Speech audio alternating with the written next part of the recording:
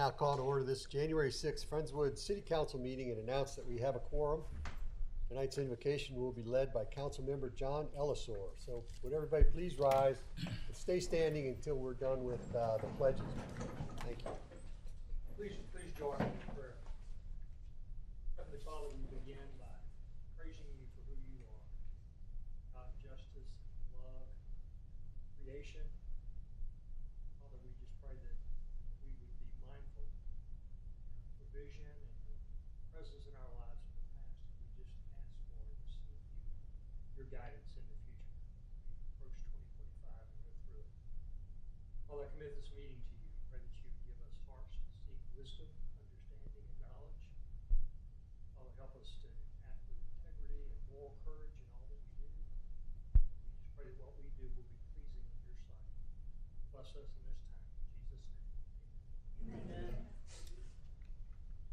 Pledge allegiance to the flag of the United States of America and to the republic for which it stands, one nation, under God, indivisible, with liberty and justice for all. Honor the Texas flag.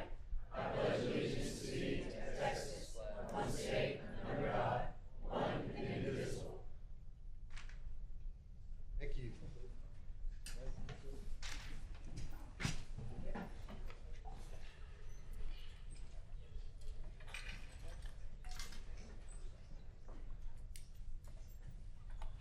Item 4 is council comments and reports. Sometimes I let other council members go first, but tonight I'm going to go first because you may see a strange attire that I have on. This is a Tulane Green Wave jersey. I borrowed, or I was loaned from James Toney. If you see it, we got Tony's. Sorry, I'm stretching out the biceps a little bit on it, but we had a bet. James Toney and I had a little friendly wager about the Navy versus Tulane football game, and unfortunately, Tulane won this year. I will say that after that, Navy had a better season than Tulane did because Navy went on to beat Army, which is key. If we only win one game in a season and we beat Army, it's success, okay? And then we went on and we beat OU in a bowl game, and Tulane lost to Army and lost a bowl game to we're not sure, Appalachia State or somebody. We don't know who. But anyway, I wanted to do what I said I would do. I'm wearing this jersey. Now, y'all notice that it has an Independence Bowl label on it because they did when he was.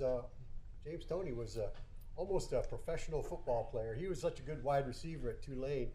He was a star over there, and they went to the Independence Bowl when he was, a senior? Sophomore. Whoa. So you really dug this out of the closet. And Mayor, one thing to add to that, he also caught a touchdown pass on Deion Sanders when he was in college. Yeah, see? Yeah. That's what I'm talking about. Yeah. Prime time. Yeah. About the pass. So anyway, I bowed to Tulane's superiority during that one game, and next year we will have Tulane on the schedule again, and we'll see who wears the jersey next year. So with that, my other comments. First, I wanted to say thank you again, James Toney and Parks Department, for sanding the park. That was that was magnificent. Another big home run for the city of Friendswood. That is such a well-attended, popular day, second Saturday in December when we had that. I was proud to be a part of that. So that was a great day. And then before I turn it over, I have another duty to perform here. Let me call Councilmember Ellisor up to the front. Yes, you didn't know. You're Not in here. trouble. Few of these people out here know what this is.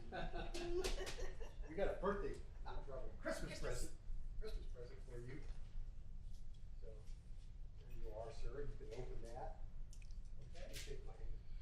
Who's taking pictures? I am. I'm gonna send it to your daughter. Well, who officially is taking pictures?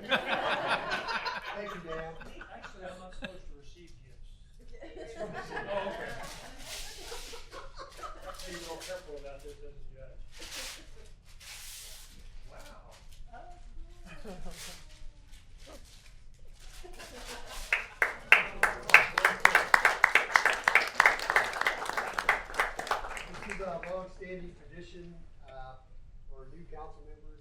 First December, we did a street sign. Wow. Now there's no street named after you. Can't really put it up. Yeah. Put it up in your garage or something. Thank you very much. Thank you.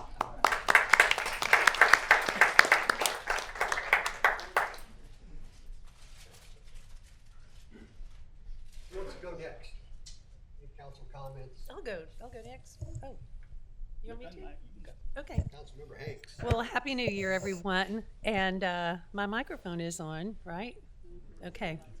Hope everyone had a great holiday. I unfortunately had occasion to call EMS to my house on Christmas Eve for a nasty fall. They were amazing. And occasionally, as council members, we get copied on some letters from citizens that have needed to call the EMS out. And those people, those men and women, are true professionals, so calm, so reassuring. They know what they're talking about, and we're very, very fortunate in this city. And then the next thing I want to talk about is that on March 8th, the library, the Friends of the Library, will be having a gala, a fundraiser gala, a night where the library is transformed into the theme of a book. It's been going on for the last 4 or 5 years, and this year the theme is Camelot, so it's Shakespeare. No, King Arthur, sorry. And it's a head injury. Anyway, and so there are tickets on sale. You can go on to the website or you can get them at the library. And I'd like to congratulate all of my fellow council members and mayor and our city manager who are all part of the host committee this year. And so we welcome you all to come out. It's a fun evening. People wear costumes or not, it's up to you. But it's a fun evening of dinner or some food and drinks and auction items and just a good time to visit with people. And the proceeds from that have enhanced our library. Our library is an amazing place in this city, especially with all the digital things that are going on. People wondered at one point, many years ago, if libraries were going to be relevant anymore. This one definitely is. It is a community gathering place. It's a place of further education from preschool kids with their mothers, bringing them out there, to people learning English, to people learning instruments and having debates on all kinds of things.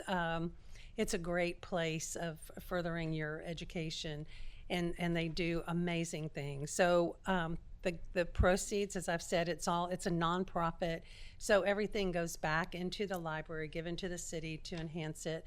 They bought a van one time to reach people who are shut in and cannot get to the library, and there are different things that they've done. So if you have a chance, March 8th, Joe Matrenga and I and our spouses are co-chairing that host committee, and so we welcome you to come, and there are tickets left, so come out and have fun. And thank you, council members and Mo. Councilmember Griffon. Thank you, Mayor. Just wanted to mention that the Clear Creek Watershed Steering Committee meeting had their regular stated meeting on December the 10th, and it was well attended. Everybody showed up, so that was really good. It's virtual, so it's pretty easy to zoom in and be there. But I'm not going to step on the drainage report tonight, but what was really nice to hear about was a completion of a project. The Mud Gully Beamer Ditch Channel Conveyance Improvement Project was completed. It was a project with Harris County Flood Control District and the Army Corps of Engineers. And that ditch, our channel conveyance improvement for Mud Gully, extended existing concrete channel lining from Sage Down Lane to just past the Beamer Road Bridge, which is approximately 4,600 feet. And this is the only Clear Creek federal project location where concrete lining will be used. The channel bottom was widened to 45 feet with the side slope range that is typically 2 to 3 feet more horizontal, so it's going to be able to convey quite a bit of water. But to get a complete picture, you need to know where that water is going, and it's going into what's known as the South Belt Stormwater Detention Basin. There were 3 phases. The first phase was completed in 2018, the second phase was completed in 2019, and the third phase was just completed in 2022.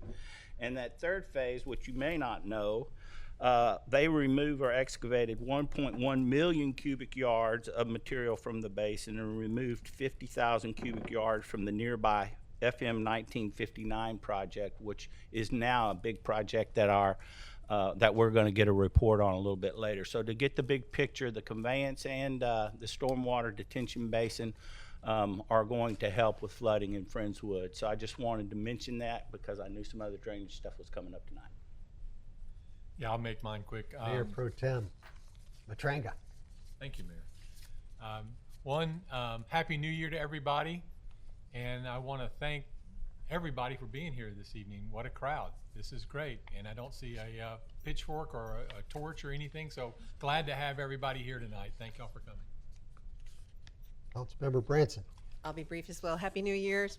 I did want to throw out that the CEDC has a vacancy, and we always encourage folks to get in their volunteer applications. So if you would, and you're interested in a Community Economic Development Committee, please turn in your app. We'd love to have you.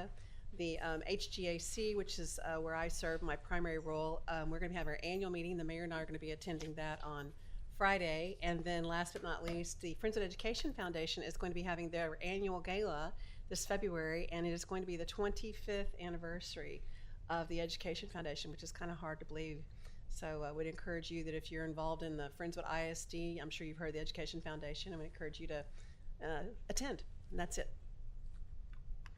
Judge. In the interest of brevity, Happy New Year. Good to see everybody and hook 'em horns. We have a hard time with Ohio State, I think, but we'll see. You're already wearing one I shirt. should read the room maybe, but I'm just saying, it's going to be a tough. hear another bet. I agree with the judge. Okay.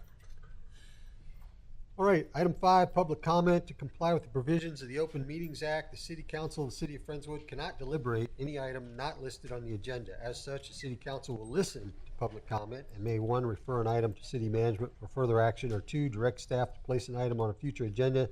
During public comment, the public shall comply with the council's rules of decorum.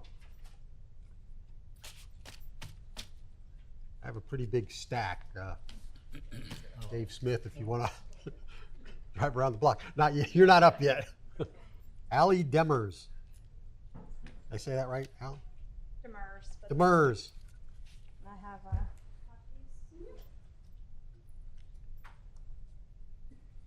Good evening. Hello, my name is Allie Demers, and I reside in West Ranch. Our family of 5 has lived in Friendswood since 2019. Today, I am here to propose sidewalks along our main city thoroughfares. In recent years, great expansion in Friendswood has occurred on the east side of Friendswood towards League City on 518, the south side towards Alvin on 528, and also towards the north and south on 2351. To increase the accessibility to downtown Friendswood, we ask for consideration of developed sidewalks along existing city easements on FM 528, 518, and 2351. Additionally, these are the specific reasons I brought this to your attention today. First, I'm here because I know it can be done. Before moving to Friendswood, our family lived in El Lago, near Seabrook, for 14 years. Our family could safely bike for miles from our house. There were sidewalks continuously on NASA Road 1, Space Center Boulevard, and Bay Area Boulevard. So we never had to be in the street. Second, I am here for the runners. In 2022, I trained and completed a marathon and did much of my training on our streets. I had to run along these busy streets and be thankful that I at least faced oncoming traffic so I could jump out of the way when I encountered distracted drivers. I have seen many other runners be forced to do the same.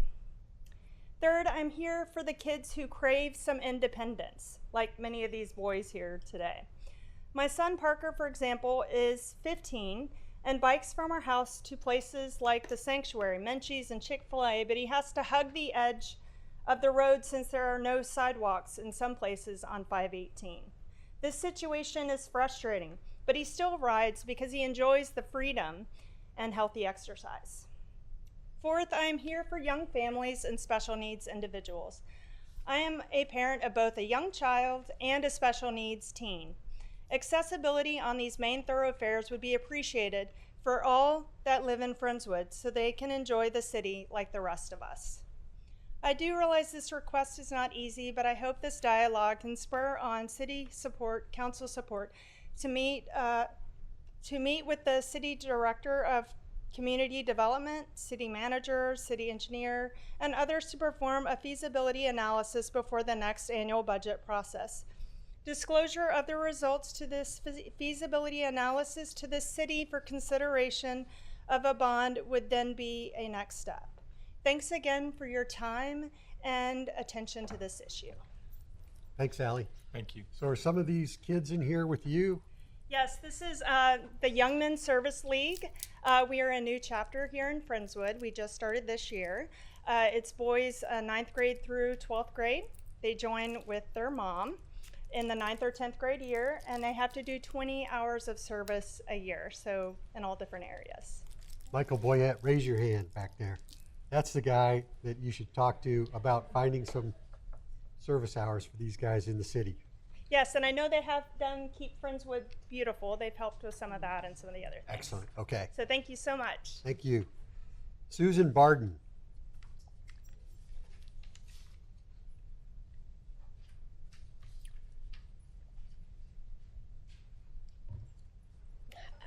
Hello.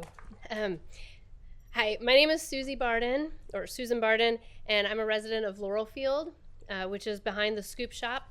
And I'm also a local artist and have my own small business for my art. Special events are what I want to talk to you about today.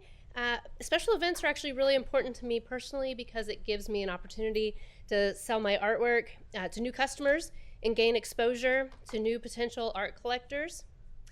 My small business relies on special events to grow.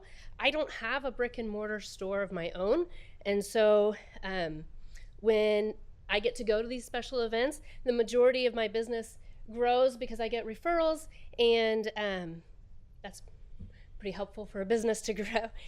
Special events are a very important way for those referrals to come in. People need to see my art, they need to touch it. People love to touch my art. It's epoxy resin, it's got crystals, it's very 3D, like people love to touch it. And they love to know the process, they love to connect with me on the story of how it's made, why it's made. And you know, there's just not a substitute for face-to-face interaction like that. That happens at special events. Being a small business owner has been challenging over the last few years. Inflation and uncertain financial conditions have directly affected my business as people buy less non-essential items, which I would disagree. Art is very essential.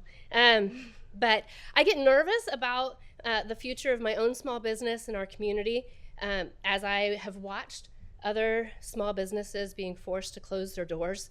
Examples of like Jado's, Friends Wine Bar, Dunn Brothers, they've all been staples of downtown Friendswood for a really long time, and I've watched them all close their doors recently because they were unable to survive the financial situation. So as a way to combat this financially difficult time, our local small businesses have been joining forces to collaborate and work together through special events to ensure the growth and sustainability of our local shops. These special events are a beautiful opportunity for other local small businesses like myself, or food trucks, or photographers, or authors, or caterers, or any other small business to join in. These events are exciting to shoppers, and they get people to come out and to keep their small businesses alive.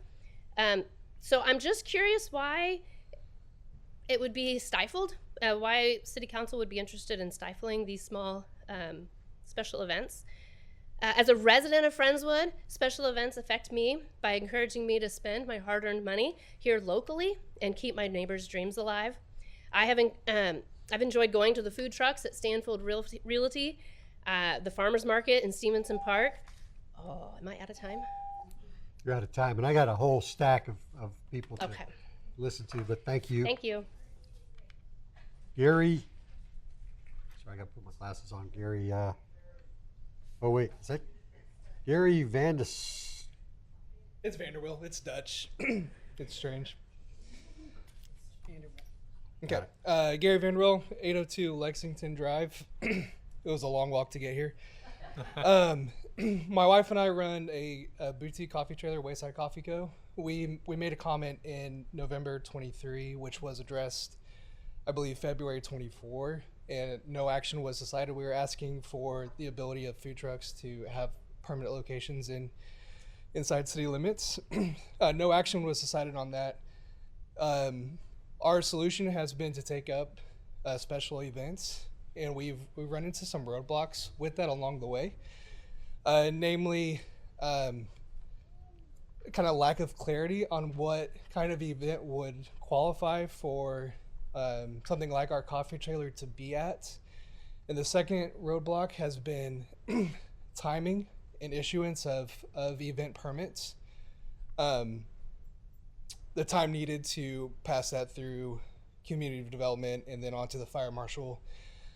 So what I would like to ask City Council about is just clarity on timeframes needed for those permits so that we can abide by what is decided, as well as clarity as to exactly what kind of events. So for example, we've done some events like at the Scoop Shop. We did the Friendswood police, the Fill the Trunk event, and those we were allowed at. However, when some businesses have tried different events, maybe like outdoor sales, there was some blockage there. So if we could just have clarity as to what is required for an event and then what is the time frame needed for us to get our information in so that that permit can be issued. Thank you. Thanks, Gary. Absolutely. Nicole Miller.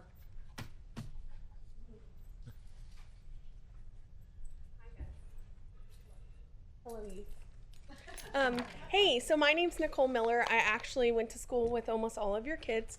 I'm a second generation Friendswoodian. I live on Glenlea Drive. And so what I am here to talk to you about, I don't own a business. I am just a patron that wants to spend money in your town. And I find myself going to Pearland, going to close to Baybrook Mall to outsource my needs. And I don't want to do it anymore. I would love to have a conversation at some point or to begin a conversation where you guys can help foster small business relations, not necessarily coming in and spending your bukus of volunteer bucks. However, maybe fostering a relationship that is where we have some sort of marketing strategy to promote Friendswood resident owned small businesses, because I think it's so important. As I live in downtown Friendswood proper, and I love living there. I live by your son and daughter-in-law, but I love living there because it's a part of old Friendswood. You go down Spreading Oaks and you see the beautiful oaks. I mean, there's nothing like it. And for me, what is overwhelming is that I see small businesses closing, and I see huge, gigantic businesses that are outsourced. They're not local. They're not Friendswood. They're new people, which is wonderful, and we need it to make the world go round. But as a Friendswood, almost a second generation here, I want to see my fellow neighbors being able to have businesses that are thriving because we all support them. So I point in case Wayside Coffee, phenomenal coffee. And man, I hate that I have to go to a different town to enjoy their coffee because we don't allow food trucks on certain days, and that's really disheartening. So I really just hope that we can start the conversation because you guys are the head, and I would love for us to be able to work together because we're all in it together. And then lastly, for you youth here, way to go for being here. Notice that we're old people here using our voice, and I hope that when you're not forced to be here that you come and that you spend time. And I say that because as we're all aging out, we need you. We need you to care, because if you don't speak up, your voice will never be heard, okay? So I really appreciate that y'all are here, but I hope that y'all continue to come. We need y'all. Thank you so much. And Thanks, I hope that Nicole. y'all have a great day. Look at that. With Perfect. time to spare. I'm going to ask the rest of the speakers to address city council. You know, if you have something to say about students, that's great, but say it to us. Oh, I did. And then till Well, the we end. heard you, but you were Yes, turned sir. around. You were But not I addressing. complimented you a lot. Yes. Thank you. Thank you. Austin.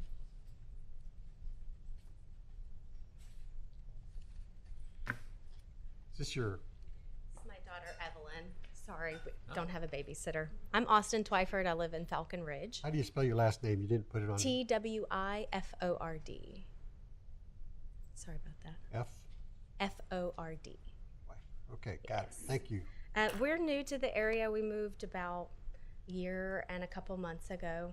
We love this community. We're so excited to be here. Downtown is amazing. The schools are impeccable. Like, she is going to have the best of the best, and that's why we chose Friendswood. The quaint downtown was very attractive to us. We spend most days in all the parks. We love the Scoop Shop. We love Stanfield Properties has always been really supportive of us. They were a great resource, but I know Katie and them are all in on the Scoop Shop, and I love going to special events with them. I love the food trucks. Mommy likes coffee. Evelyn likes ice cream, and that's where Daddy takes her on daddy dates. I just want to feel that she is fully supported in all of her endeavors with special events, because that brings us together.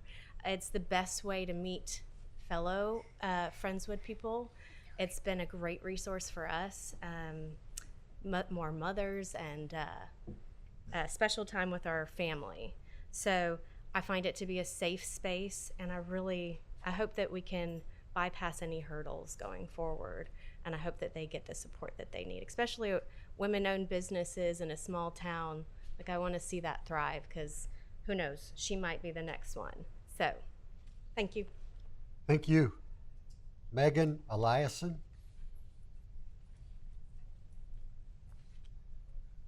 Hi, my name is Megan Eliason. I am a manager at Friendswood Scoop Shop and a resident of Pearland. I will share some more examples of how other cities regulate food trucks and special events. In Waco, special events are only permitted if they are restricting access to streets and public areas. The city has no restrictions if food trucks is on a private property. In Fredericksburg, special events permits are only required if using city property.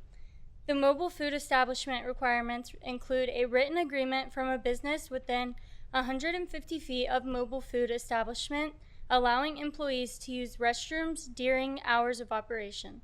In Woodlands, the Woodlands Township only has the authority to regulate food trucks on township property, so any truck on private property is not regulated. It is interesting to note that the Woodlands Township recently released an article specifically about food trucks. This spoke of the rise in popularity of food trucks and how they offer lower expenses to new restaurant owners and allow an opportunity for restaurants to expand their menu and provide catering services. They spoke of the benefit to their community and how food trucks offered culinary diversity without needing to take up developmental space. Thanks, Megan. Gabby McGregor.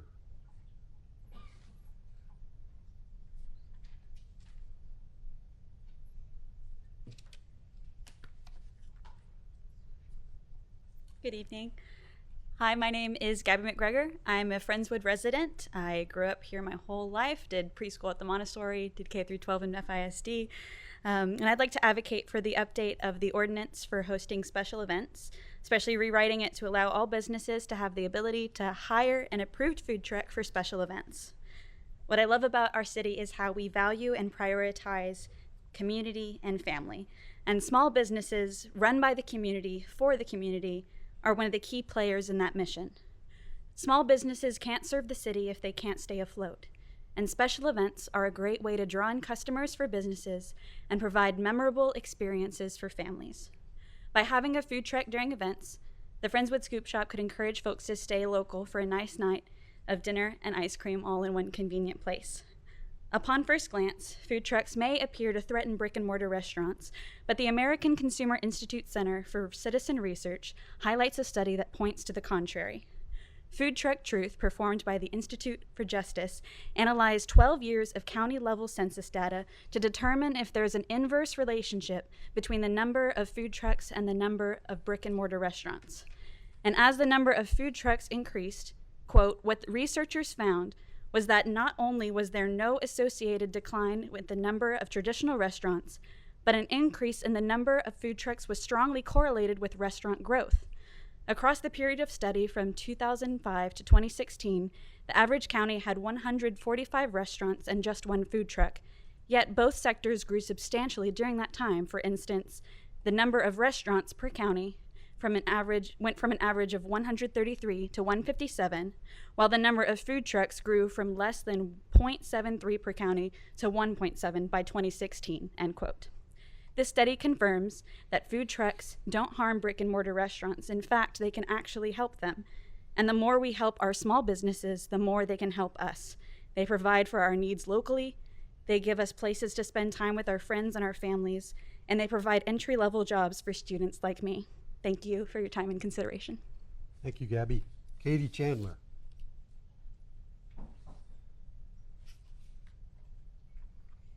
Hi, my name is Katie Chandler, and I'm the owner of Friendswood Scoop Shop. I'm a mother of 5 kids, all in Friendswood schools, and a Friendswood resident at 902 Laurelfield Drive, behind the Scoop Shop. I wanted to speak to you guys tonight to shed a light on a few experiences I've had as a new business owner, and to request for you guys to take a further look into the current ordinance regarding special events and food trucks. When designing our property, we added a food truck utility connection and designed our parking area specifically for a food truck to park. Food trucks and mobile vendors have been part of our plan from the very beginning, not only to support other small businesses, but to help drive traffic, especially during winter months, since we're a seasonal business. I've been told conflicting information by staff over the past few months, specifically regarding hosting special events and food trucks on my property. These conflicts have affected my time, energy, and success of my business. My question for you all is, how can the council direct the staff to be pro-small business? My request is for council to look at the current ordinance and to make revisions so that it is clear and direct, so that the staff has the opportunity to encourage growth and success for small businesses. I've done extensive research in regards to food trucks that I wanted to share. A few national statistics about food trucks tell us one thing: food trucks aren't going away. They offer a unique opportunity for our community that we don't want to miss out on. The U.S. food truck industry is expected to grow by 6.4% annually through to 2030. In contrast, restaurant growth is 4.9%. Food trucks represent $1.8 billion of the national market share in 2024. Food trucks offer a potential new business to test out our market. Total restaurant sales are up 41%, which means people are out looking for options to dine out. Are sales up here in Friendswood, in our local businesses? All of this is according to a study by Toast, a POS system. Food trucks have the unique ability of offering high quality meals with added convenience of mobility and catering to on the go. There's a demand for quick and unique dining in Friendswood, and food trucks check those boxes. Having a food truck on my property has directly benefited my business. By offering visual activity on my property, people come. When hosting a food truck for Taco Tuesday, sales more than doubled as compared to sales on an average of a Tuesday. It would directly impact my business if council amends the current ordinance to allow food trucks in some capacity. Thanks, Katie. Kelly Van Sluten.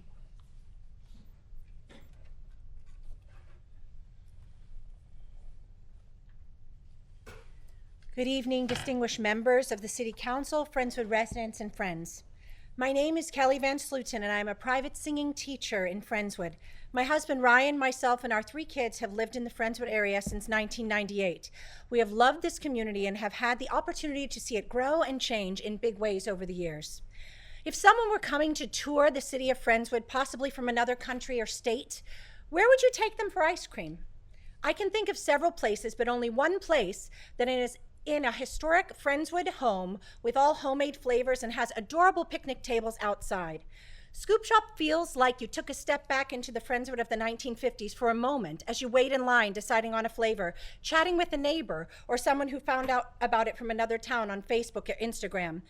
The Scoop Shop was created with lots of love, sweat, tears, and hard work from some amazing residents of our community. The addition of food trucks occasionally can bring new tastes to our community and help people seeking new opportunities to eat and entertain in our very own town. Experiences to connect, laugh, a bit of fashion, a bit of history, and lots of fun, yummy food usually involve a good deal of work if they happen in our homes or require us to leave town to get away.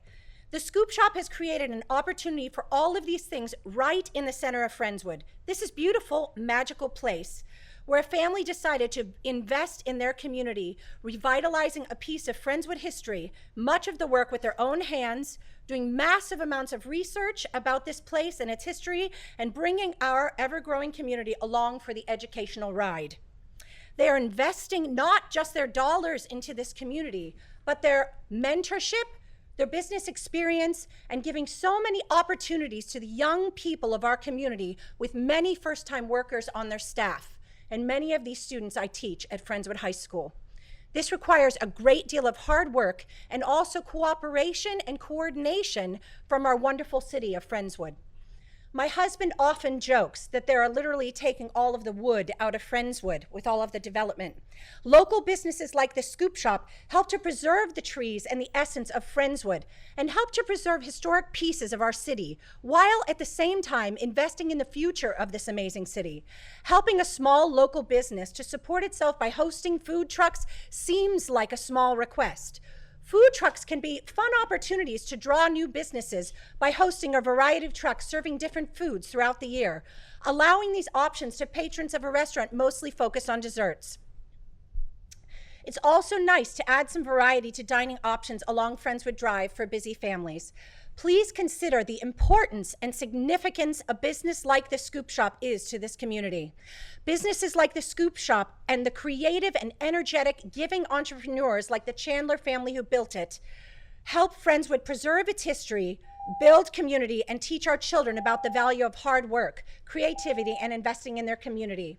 I realize that growth and change are hard and require a framework so things can happen smoothly, and sometimes there are bumps on the road to success. Please keep the friends in Friendswood and find ways to help businesses like this thrive and not just survive. Thank you very much. Thank you, Kelly. Ben Chandler.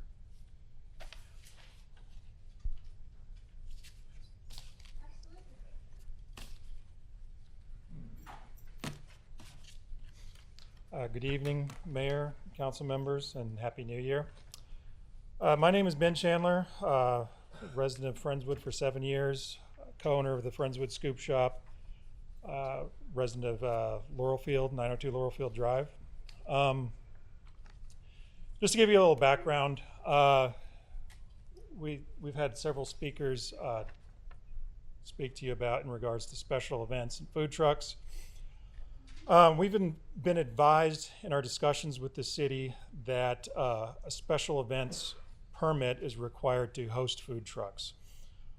What is a special event exactly? Well, here's what the ordinance says. I'm going to read how it's written exactly. Zoning ordinance section 8M3B. A permit shall be required for the placement of outdoor sales, activities, or items within any parking lot, and a permit shall not be granted if the proposed area eliminates required parking areas, provided, however, that special events shall be exempt from this latter provision, where emergency access and parking is approved by the building official in advance of the event. For the purposes of this section, special event is defined as a temporary outdoor use of private property that extends beyond the normal uses of standards allowed by the zoning ordinance of the city, which runs not longer than 4 days. Special event includes, but are not limited to, art shows, sidewalk sales, pumpkin and holiday sales, festivals, craft shows, and church bazaars. Now, the language of this ordinance is worded vaguely, in my opinion, opening what constitutes a special event to interpretation. As a small business owner, my expectation would be that the city would use the latitude offered by this vague language to uplift small businesses rather than to hold them back. And as several small business owners and patrons and neighbors have shared in their experiences, that we have experienced some issues that have limited our potential. And to be clear, when we talk about hosting food trucks, our priority is local vendors, like Gary, Susie Barden, who spoke, and just to feed off of one another and lift each other up. And as Gabby, I mean, she gave an incredible, quick data dump on statistics regarding food trucks and brick and mortar, and how one that doesn't necessarily subtract from the other. In fact, several food truck vendors have opened brick and mortars that they would have never had the opportunity to do without the visibility afforded them by the food truck. Thank you. Thanks, Ben. Jacob Finnan. Hi, my name is Jacob Finnan. I am the manager at the Friendswood Scoop Shop, along with my fiance Megan, and a resident of Pearland at 2718 Hale Street, which is right on the border of Pearland and Friendswood. I wanted to share some more examples of what other cities are doing regarding special events and food trucks. In Pearland, food trucks are required to have a license through the city passed by the health inspector and the fire marshal. Pearland issues medallions annually by inspection from the city. A temporary activity permit is required, and trucks are only allowed in designated zoning districts. An exception would be for mobile food units set up at a microbrewery. It is interesting to note that Pearland wrote in a specific business into their ordinance to support the growth of that model and business. In Katy, each food truck has to be registered with the city. No food truck will be located on any property without permission by the owner. A mobile food unit may not be located within 100 feet from a restaurant or food service establishment without written permission from the owner. A mobile food vendor may park only in a spot that does not reduce required parking, and no more than 2 food trucks can be on location unless having a special event. And Katy special event requirements are that vendors can set up 2 hours before an event, and no more than 2 days, and no more than 12 special events per year in the city of Katy. Thank you. Thank you, Jacob. Addison Carter. Hello, my name is Addison Carter. It's not you. It's okay. I understand.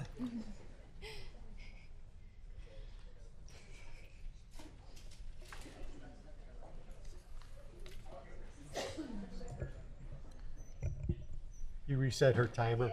Okay, thank you.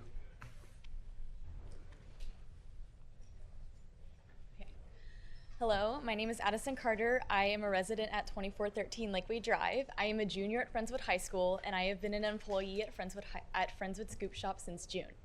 I'm here to talk to all of you about the benefits of having special events and food trucks at our location. Special events and food trucks often collaborate because it brings mutual benefit to both parties. Food trucks bring in diversity into an area without directly competing with the existing business. They often serve niche or specialized foods that complement an existing restaurant. In our case, we often bring in Wayside Coffee or other businesses to bring in more diversity into our specific area, as we are a mainly dessert business. We often have a lot more families coming in with having food trucks and special events because we're bringing in more options into our specific property. Whereas if, let's say we had Wayside Coffee at our shop, the kids can come in and they can get their ice cream, but if the adults don't want an ice cream, they can go and get a coffee. and it brings a lot of families together. But not only does it benefit us at Friendswood Scoop Shop, it also benefits other businesses in our surrounding area. Whenever we have a special event or a food truck, you instantly know that there's something going on, and it brings in more foot traffic into our area, into our greater Friendswood area, which brings in more revenue, a higher demand for foods and services, and a more active local economy. If you see a food truck, you instantly know that something's happening. And people know that, when you bring in a food truck, people instantly know that something's happening. So they're gonna come in and they're gonna support our local businesses in our specific area. In October, Friendswood Scoop Shop hosted a pumpkin fest, and we brought in numbers very similar to opening day, which is very good for us in the colder months because we are a seasonal business. Special events like this promote our business, not only our business, but it also promotes other businesses in our surrounding area because it boosts revenue. When people come into our area, when people come to support our events, they're coming in to support our greater Friendswood area, and they're more often gonna go and support other businesses in our area because they're already in Friendswood. Whereas if they were to go to Baybrook, they're not gonna come out of their way into Friendswood to buy something. But overall, special events and food trucks not only help us at Friendswood Scoop Shop, but it also benefits many other businesses throughout Friendswood. Thank you. Good Thanks, job. Addison. Yeah, you did great. Parker Richardson.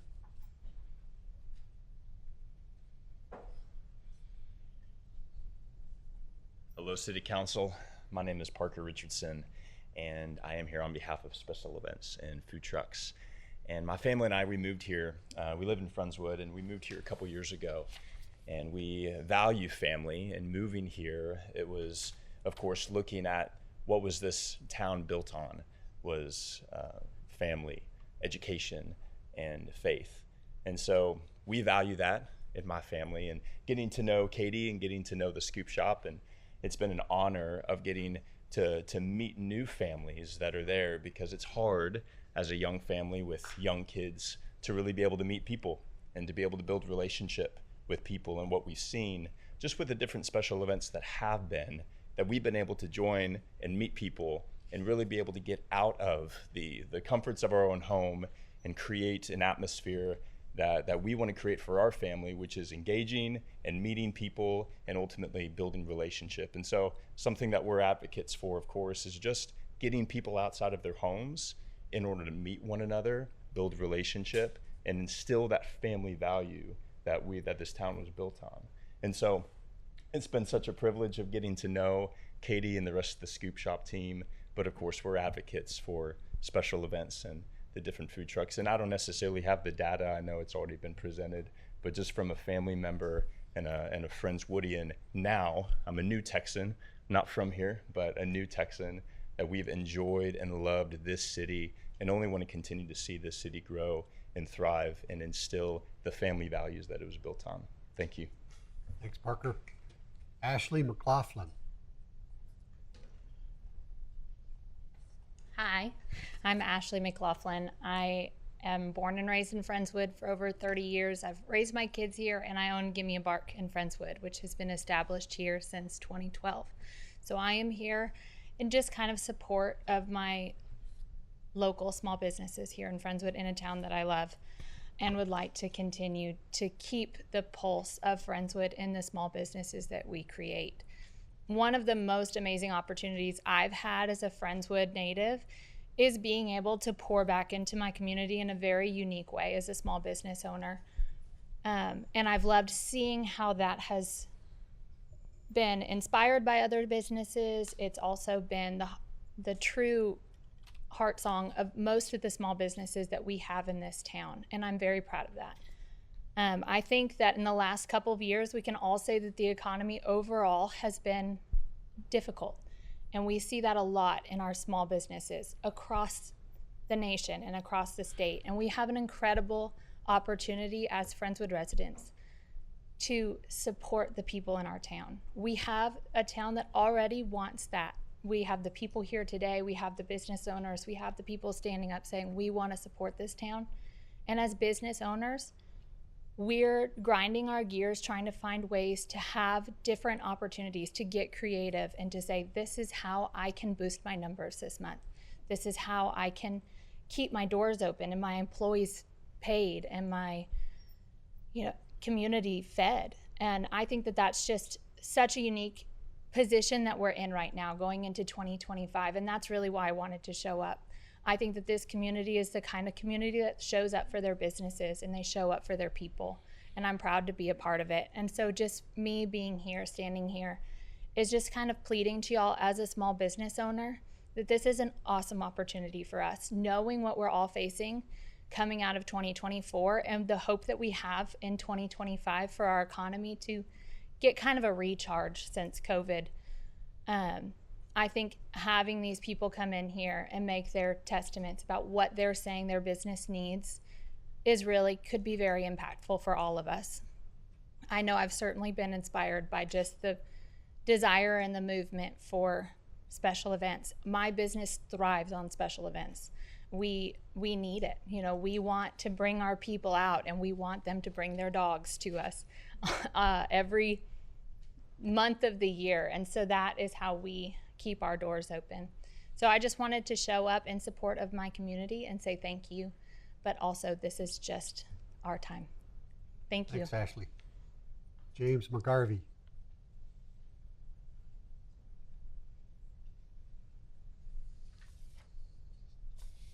How about Michaela Ingram?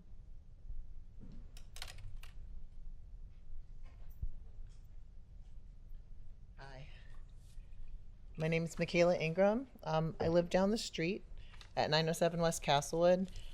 I'm here for the Scoop Shop, but I'm also here for my small business, which is one location in Friendswood, for my 9, soon to be 10 children in the school system here, and for my disabled adult son who works for the Together food truck, who I think recently they're trying to pair up with the Scoop Shop.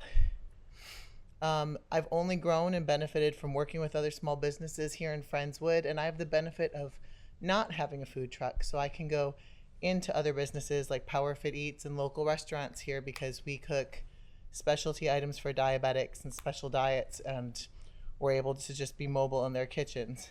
My children utilize many parks, restaurants, and facilities, and my son does not have the opportunity to get other jobs like a regular child might. He's been working for Together, one of the only small businesses of its kind who happens to operate out of a food truck. And the more opportunities they have to pair with other businesses, the more hours he is able to work and be independent. There's only a benefit to allowing the Together truck, who employs a population often overlooked in our community, to pair up with a business like the Scoop Shop, who offers a safe place for my other children to come visit as they're visiting Stevenson and traveling down 518 here.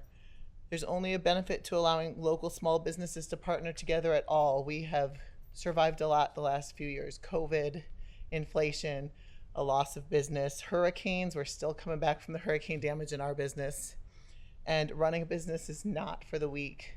So us pairing together, not allowing something like events or food trucks just seems to be an unnecessary additional hurdle.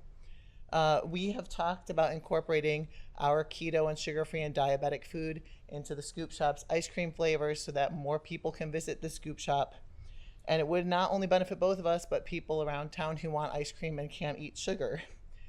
It doesn't seem fair that I get to do that because I don't have a food truck. So my special event can just be advertised online and I show up in your business and we get both benefit. But the Together truck can't benefit because they're operating out of a vehicle, which would be parked out of the way at your privately owned business.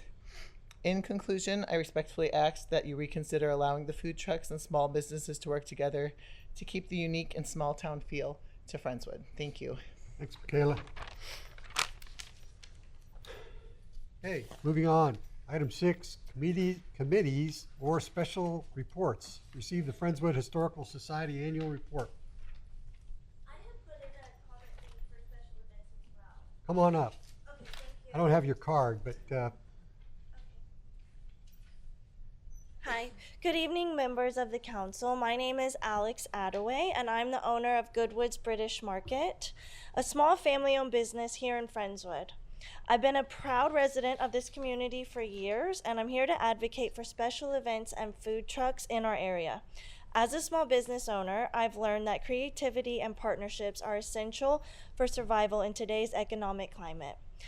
Events and food trucks create visual excitement and bring people together. They not only support local businesses like mine, but they also breathe life into our community by increasing foot traffic and creating opportunities for connection. Hosting special events and allowing food trucks would not only benefit several businesses, but also enrich the overall culture of Friendswood.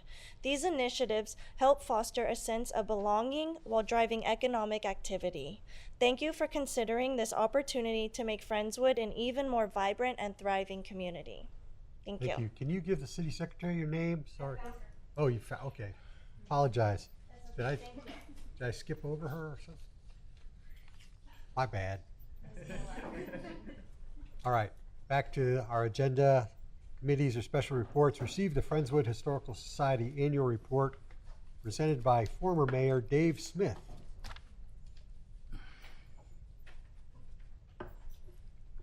Good evening, Mayor and council members. It's great to see you in this new year. City Manager, City Attorney, and Letty, go Rattlers. It's a pleasure to be with you tonight to give our Friendswood Historical Society's annual report to you. Our museums are made up of two buildings. We have the Perry House on Spreading Oaks and the Brown Museum on Skyview. They're open to the public the first Saturday of every month from 10 to 2. We also have numerous special tours during the year where we have civic groups or families that have historical roots in Friendswood often will contact us and ask for those tours, and we arrange for those folks to be able to go through. The last one that I participated in, we had somewhere between 20 to 30 kids and parents that came to tour the Brown Museum and the barn that is adjacent to it that has all sorts of old farm implements in it. It's a lot of fun helping those kids learn about the Friendswood heritage. I would specifically like to thank our volunteer docents. We have over 25. Those are hosts and hostesses that actually walk people through the museums. They've studied their history about Friendswood and our origins, and they help people learn about it, and they learn about the museums and the buildings, and they're essential to our services that we provide to them. This past year, we have done several of our traditional events the Historical Society puts on, including our ice cream social, which coincidentally we held at the Scoop Shop. We did not coordinate that conversation tonight, but that's where we did it. This year in particular, we always collaborate with a few volunteer organizations. The Friends of Downtown Friendswood, the Friendswood High School Art Club always helps out with that event. Keep Friendswood Beautiful has become a partner of that event for us. And this year we were able to actually have some of our other city departments at that event. We had about 400 plus people show up to that ice cream social, and it was an opportunity for them to learn about some city services that they might not otherwise come in contact with. That was a great partnership opportunity for us, so we're grateful for that. We held our annual Christmas tree lighting just before Christmas this past year. We had the Friends Church kids and families come to provide traditional carols for us. The Heritage Gardeners always provide wonderful gingerbread, and we provided wassail and hot chocolate. The crowd was again entertained by the Friends Winds. That is a local group of, what do they call those things? Recorder players. Very interesting, but it's a perfect addition to that kind of a Christmas atmosphere for them to play Christmas tunes and traditional music for us. Of course, Santa Claus also is there to greet with the kids and allow pictures to be taken. He always steals the show. At the beginning of every year, we always do a physical assessment of our facilities at both of the museums, as we did this past year as well. If you own a home, which I know all of you do, you know that it requires maintenance and upkeep. So imagining owning yours and then also having two others that are over 100 years old. That's what we do at the Historical Society, is to take care of those two buildings and all of the artifacts that reside inside. So we do that assessment every year. We come up with a priority list of things that we can afford to do, and then we go about the task of getting them done as efficiently and as inexpensively as we possibly can. Some examples this past year was rod wood repairs on the Brown Museum, floor repairs in the barber shop, and the construction of a covered area for a horse-drawn cart that was donated to the Historical Society.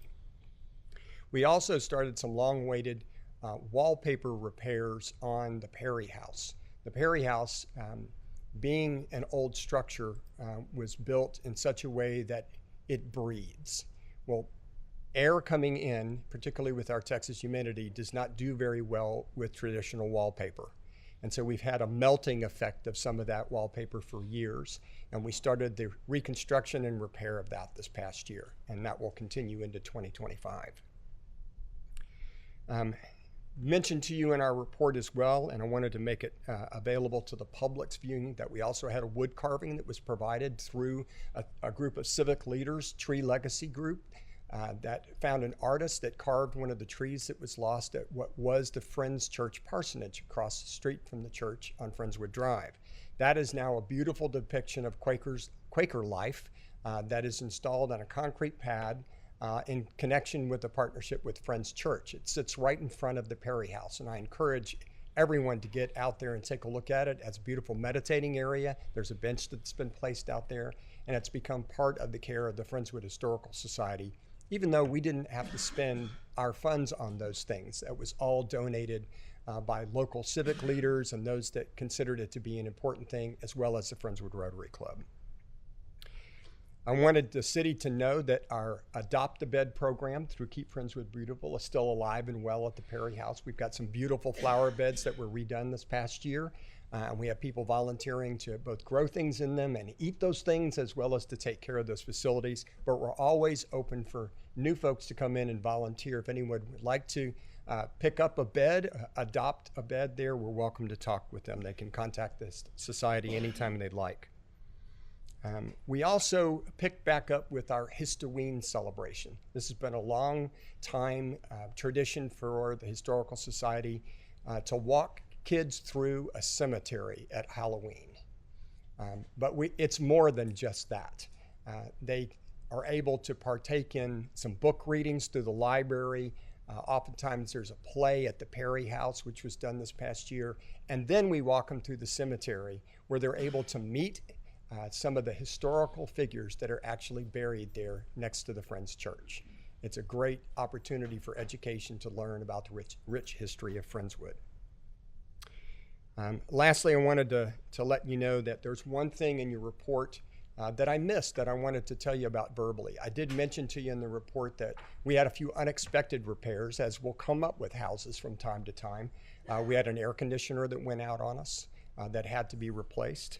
But we also had a fence that blew down during one of our storms. So those two surprises came upon us, along with a few other smaller things. But we were fortunate that we had a membership drive. We tapped into our membership. Sally was a big part of this and wonderful help in trying to make this happen. And we were able to raise enough funds to cover those expenses that were over and above our normal budget. We don't know how often we'll be able to do that, because when you go out for lifetime memberships, those are folks who won't be writing checks every year anymore. They already have their membership in place. But we needed to do it, and we're grateful for their support this past year. And lastly, we thank the city for the support that you always give us, the moral support, the volunteer support, as well as the financial support, because we wouldn't be able to do what we do in keeping our Friendswood heritage without you. Thank you very much. And Mayor, happy to answer any questions if you have any. Thanks, Mayor. We got a big agenda. We'll just move along. You know where to find me. You. Thank you for your continued and might I service. say, James Toney, don't bet with him anymore. He has the microphone up here, and it doesn't do very good things for you. I gave him a lot of credit. Fair and balanced, I thought. You don't have to bet with me next year, because you probably will, though. All right, item 7, work session topics. Item A, receive and discuss the Community Development Department's quarterly update. Aubrey Harbin. Good evening, Mayor and Council. Happy New Year. Thank you. So just a quick update on our Community Development Department.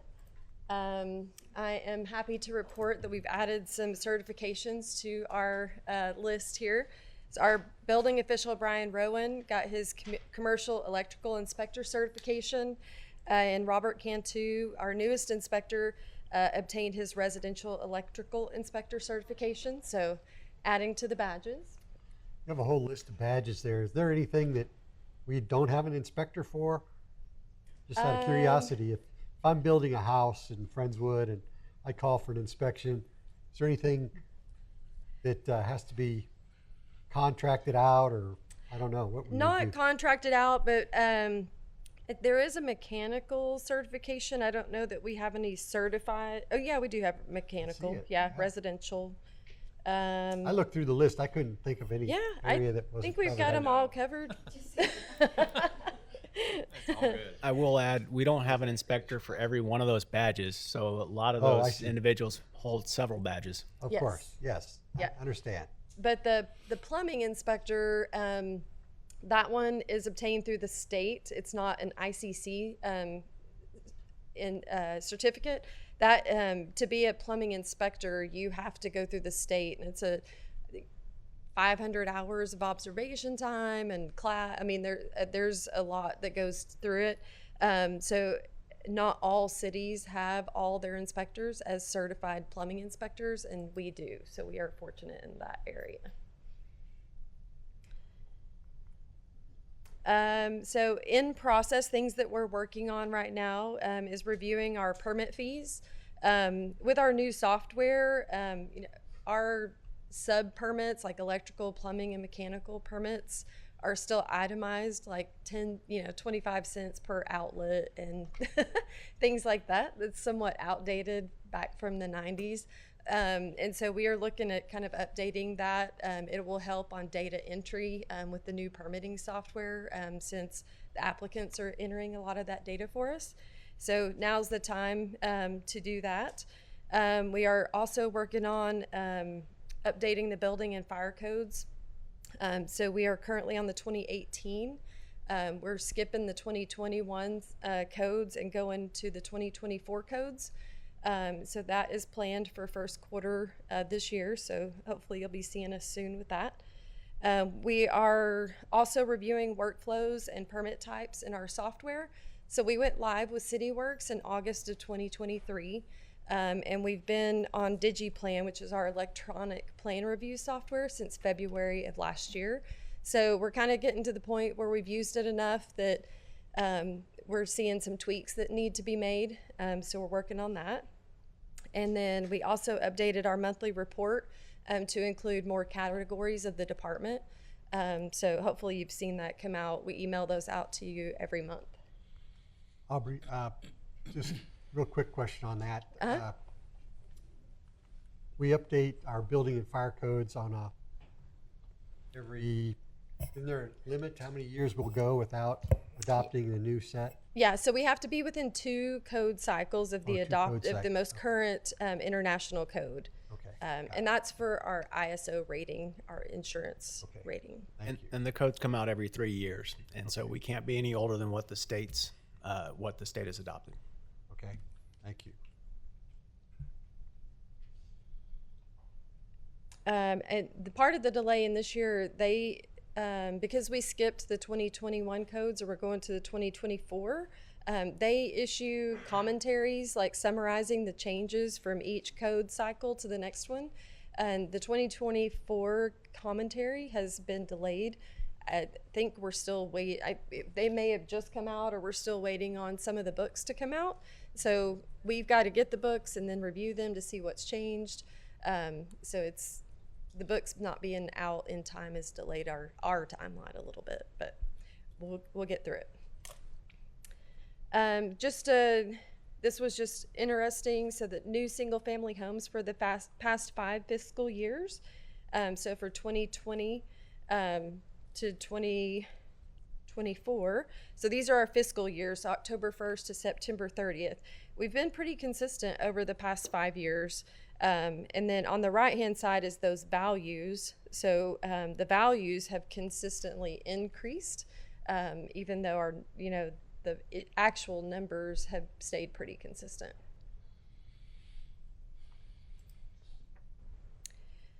Our GIS department, just a few updates on them. They assisted the Friendswood Volunteer Fire Department with the Santa Tracker app this year. I think there was a little bit of a glitch early in the day, but they got it figured out and kept going. So they'll keep working on that, making improvements. They added a floor plan for Clearbrook High School into our GIS for first responders. So Clear Creek ISD obtained a grant to get their floor plans for all their schools like mapped out.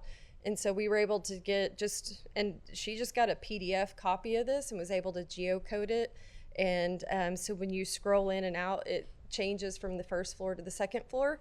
So first responders will have access to that. And then they also completed a mapping easements project with the city secretary's office. New development. So we have our story map. It's available on the website. It's updated every month. It has details of all the new developments going on throughout the city. So this month this quarter, we added Castle Biosciences. We issued the permit for that project. And then also Hardball Academy. Both of those projects are down on 528. The Planning and Zoning Commission, for September through December, they had 7 meetings. We approved 2 site plans, 10 plats, 2 plat extensions, and 1 recommendation to vacate an easement. Brian Bounds and Marcia Conrad, 2 of our commissioners, attended the APA conference in October, and we held our annual retreat in early December. Unfortunately, we did lose one of our long-standing commissioners, Rich Sasson, in December. He started with the commission back in 2016, and we thought these pictures were fun memories of him. Sally was on commission. I think that was his first year on the Planning and Zoning Commission. We were at APA conference. I think it's San Antonio. So we will miss Rich. And the Planning and Zoning Commission, just a few more updates on them.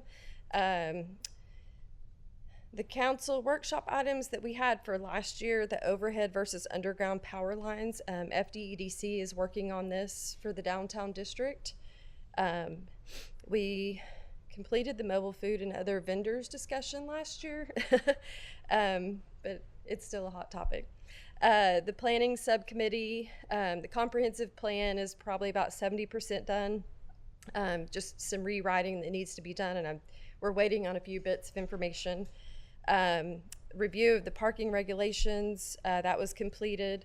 The ordinance subcommittee, the zoning ordinance rewrite is just a big undertaking, and we've been talking about some ways to maybe tackle that, like bits and pieces, instead of maybe a whole rewrite.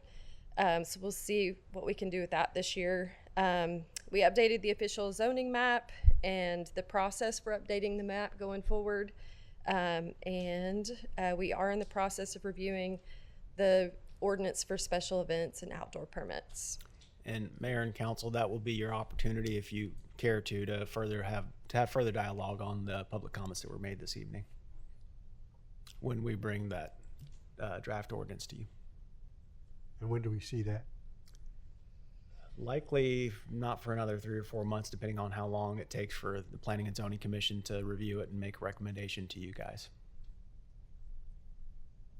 Yes.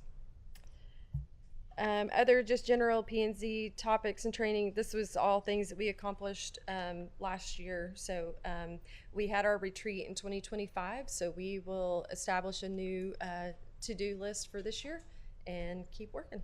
And that's it. Thanks, Aubrey. Good job. Thank you. I love the story map. Thank you. Okay, item B is receive and discuss the engineering department's drainage update presented by not graduate engineer Maura Blackburn. Looks like we have our chief engineer Hill. Yes. Happy New Year. Good evening. Happy New Year. I am not Madawa. I'm Hill Ars. I'm the director of engineering. Madawa's been out of the office for the past couple of weeks, so I'm tagging in tonight to bring you the update for our drainage efforts. First thing I have for you is the Clear Creek Utility Rack relocation project. Great news. Bids have been evaluated, and this is going to be ready to be awarded later tonight. It's been a long time coming. We'll be getting a schedule for construction from the contractor here pretty soon. But we're hoping to pick up some steam hopefully as early as next month. This is a project that is funded by CDBG DR grant funds. Next, we have the Deepwood Flood Control Project. This is a project that's located along Clear Creek off of Deepwood Drive, and it'll reduce flooding within Galveston County and the immediate vicinity in Harris County as well. Did want to share that we had a bid that originally went out, and we only got one response. According to the rules of the GLO, we can't accept just one bid the first time around, so we had to rebid this project. So we've done that, and we are anticipating the submittals to be given to the city on January 16th. If everything goes according to plan, we should start seeing the last of the trees cleared out in the Deepwood area. Did want to say that this is different from what the drainage district is doing in that area.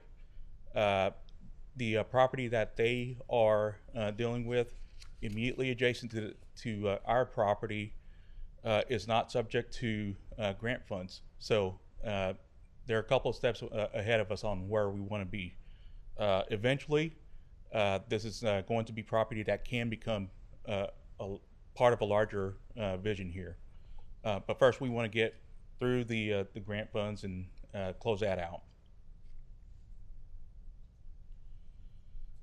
So next, we have the 3 detention basins that are along Carriage Creek that the drainage district has been working on. Great news, they're getting pretty close to being done on that. They have some concrete work that has that's remaining, and then they'll be pretty much wrapping that up. And then they'll also be doing some hydromulching here in the very near future. Next, I did want to update you on the status of some interlocal agreements with the drainage district. You'll see here on the map several properties that are city-owned that we have been visiting with the drainage district about to possibly do a flood control project with them. The status on that is we have given the drainage district the initial copy of the proposed interlocal agreement. We gave that to them back in October of 24. Unfortunately, we're not to the point where we're ready to have that fully executed yet. The drainage district wanted to explore the possibility of having the city relay or convey property to the drainage district. The unfortunate thing about that is this is all property that has been purchased by the city through disaster funds, and unfortunately that brings in certain challenges that we would have to clear those hurdles first before we could convey the property. Included in that would be to get permission from the GLO and from federal authorities to make this happen. And as you know, with anything, that's all a process. So we might have a little bit of a roadmap here move forward. We're going to look at the possibility of doing a license agreement.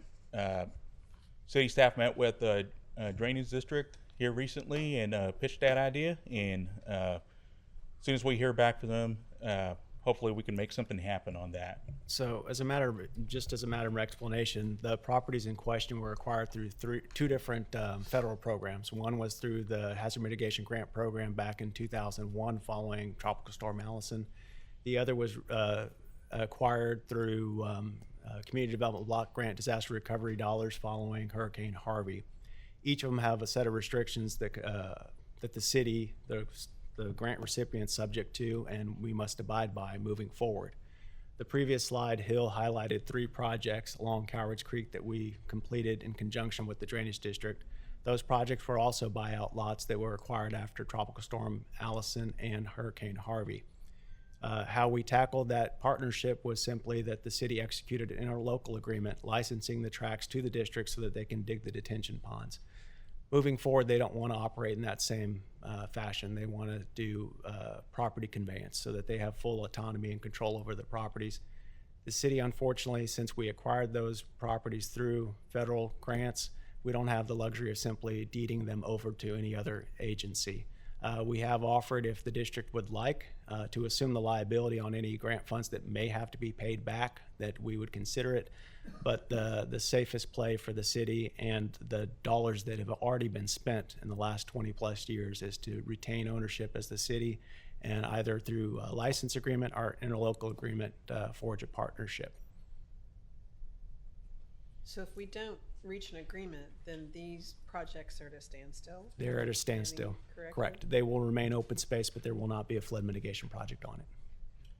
If we had to pay the money back to the federal government, how much are we talking about? Tropical Storm Allison was $2.5–3 million, and now that included all 116 plus properties. But as a matter of perspective, following Hurricane Harvey, that same $2.5 million bought only about 6 properties. So realistically, we're looking in excess of $2 to $3 million. $2 to $3 million. Huh.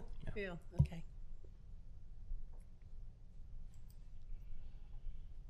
Next, I have an update for you on the Friendswood Regional Stormwater Detention Basin. This is a partnership project that's located off of FM 1959 at Blackhawk Boulevard.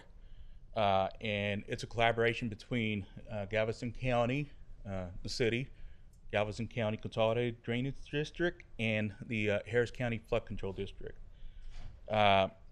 There is some activity going on out there. We have a rough grading project that is underway, and they've made some pretty significant progress on that. The rough grading project was created to expend in to obligate the funds that Galveston County was contributing to this project. Their funds were ARPA funds, American Rescue Plan Act funds, and those funds had to be obligated by December of last year. So it was a good, quick way to get those funds obligated. We're moving forward on final design. The Flood Control District recently brought on board the design consultant for final design. They're going to look to see what that detention pond is going to ultimately look like. We should see something on that by the end of 2025, maybe early next year as well. Hey, Hill, before you move on, of the estimated $32.4 million total project, at least that's what its current thinking is, what's approximately the share that Friendswood would be obligated to on that? Friendswood is obligating it's a little over $8 million was the city of Friendswood's obligation towards this project. Okay. Sorry, I was starting with the drainage GCCDD. They did $3.5 million. So I see. Yeah. I see. Yes, okay. Thank you. And for a little clarity on that cost, that estimated cost was when we were planning to have a greater footprint in the 1959 project. and I don't know that the estimated cost is still $32 million from what I'm hearing from Harris County Flood Control District, and we'll get better guidance on that when we have the final Correct. footprint is around $20 million. That's correct. Right now, if the project were to kick off tomorrow, it'd be in the $20 million range. But the Flood Control District is looking at different options to possibly expand that footprint. They have resubmitted to the Army Corps of Engineers for or actually they're in the process of doing this, determination on what exactly out there is considered wetlands, and also they're looking at the possibility of, if we do have wetlands that would be affected by a greater footprint, is there wetland in a mitigation bank that could be used to offset that, and they're looking at that possibility also. So by no means have we decided ultimately what the footprint's going to be. They're still turning over some rocks here, but that's all stuff that will be determined in the next couple of months. And additionally, Mo and Hill, my understanding is if there is savings, then those funds that are saved will be used for drainage projects. Correct. And not to belabor a point, this is the catch-22 with drainage projects. The reason this particular site was selected is because it's along Clear Creek and it's currently undeveloped. But it's undeveloped because of the wetlands. It's undeveloped because it's in the floodplain. To do a project of this magnitude elsewhere would require tearing down existing developments and existing homes. So you run into these problems, unfortunately, to where we have to deal with the Corps of Engineers and we have to get environmental clearances to do these projects, and it's quite a bit more cumbersome than your standard project.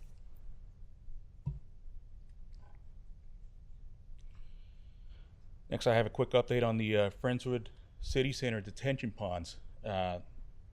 This is the flood control project that is already ongoing out there at the city center. These are the offline detention ponds that are going to be used for mitigation of the Whitcomb flood control project, which I'll get into next. And it'll also be providing the detention that is needed for the city center property. We've all seen the big mountains of dirt out there, and what that means is they're getting real close to finishing their excavation. The contractor told us that he's 99.5% done on the initial excavation. So the next step is going to be he'll be over excavating, and he'll be installing a clay liner. Some of this detention pond is going to be wet ponds, and so that's part of the normal process of building a wet detention pond. Hey, Hill, for clarity, so the mountain of dirt that everybody can see from 528 is all from these detention ponds. Is that correct? That is correct. Yes. Thank you. And it won't remain on the site, so you won't have an office building on top of that 4-story mound of dirt. Mount Friendswood. Mount Friendswood. I'm trying to get them to call it Mountain Hill, but and I think if anybody wants some free dirt, they can probably find it from that contractor. They are if you want some free dirt from them, if you don't have contact with them, feel free to reach out to the engineering department, and we can put you in touch. As long as you want dump truck loads worth. I would caution you, any free dirt received in Friendswood, you have to get approval not only from the city of Friendswood, but as I understand, from the Galveston County Consolidated Drainage District. Very yes. Good. Next is the Whitcomb Terracing and Stormwater Detention Basin project. This is the second half of the agreement that we had with the flood control district, and it was supported by the GCCDD and by Galveston County in the interlocal agreement that we had, that four-way interlocal agreement. We've got some movement on this now. The flood control district has selected its consultants, and we've met several times already. We're feeding them information, everything that they need to get the preliminary engineering study started on that. When all this is said and done, if everything were to stay on track, then we'll see a inline detention project completed there by March 2027. May seem like a long ways away, but here we are in 2025 now, and time flies. And finally, I wanted to share that the comprehensive master drainage plan, we're getting ready to kick that off. We have some contracts being awarded tonight, and we're looking at a 17-month project timeline on this effort. That's going to include some extensive public engagement as well. Once we get the contracts executed, we'll have our kickoff meeting, and then we'll be determining our what that public engagement is going to look like.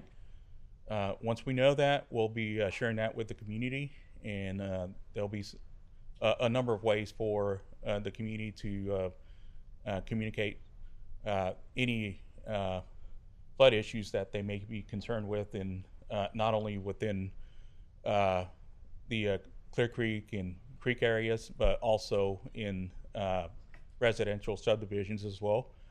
That's something else that we'll be looking at in addition to the creeks. We'll be looking at subdivisions to determine subdivisions that may need to have their infrastructure addressed. Some of these subdivisions have undersized infrastructure from many years ago, and that's definitely something we'll be keeping an eye out, and we'll be addressing that as well. Yes. You know, do I remember correctly that Friendswood City only has a 10% obligation for the total project this project cost versus the hazard mitigation grant? Yes, 10%. Correct. 10% for the local match. Yes. We are not going to be doing 10%. We'll be doing beyond that because we'll also be doing an extensive amount of modeling that will include the subdivisions that I've mentioned earlier, and it'll be far more beyond what was originally we could have gotten with just the grant itself. But the supplement's still being used with drainage bond funds and funds on hand, so no additional budget requests are going to be needed. Can I add one quick thing to that? Yeah, I'm just put my hand up for a question later.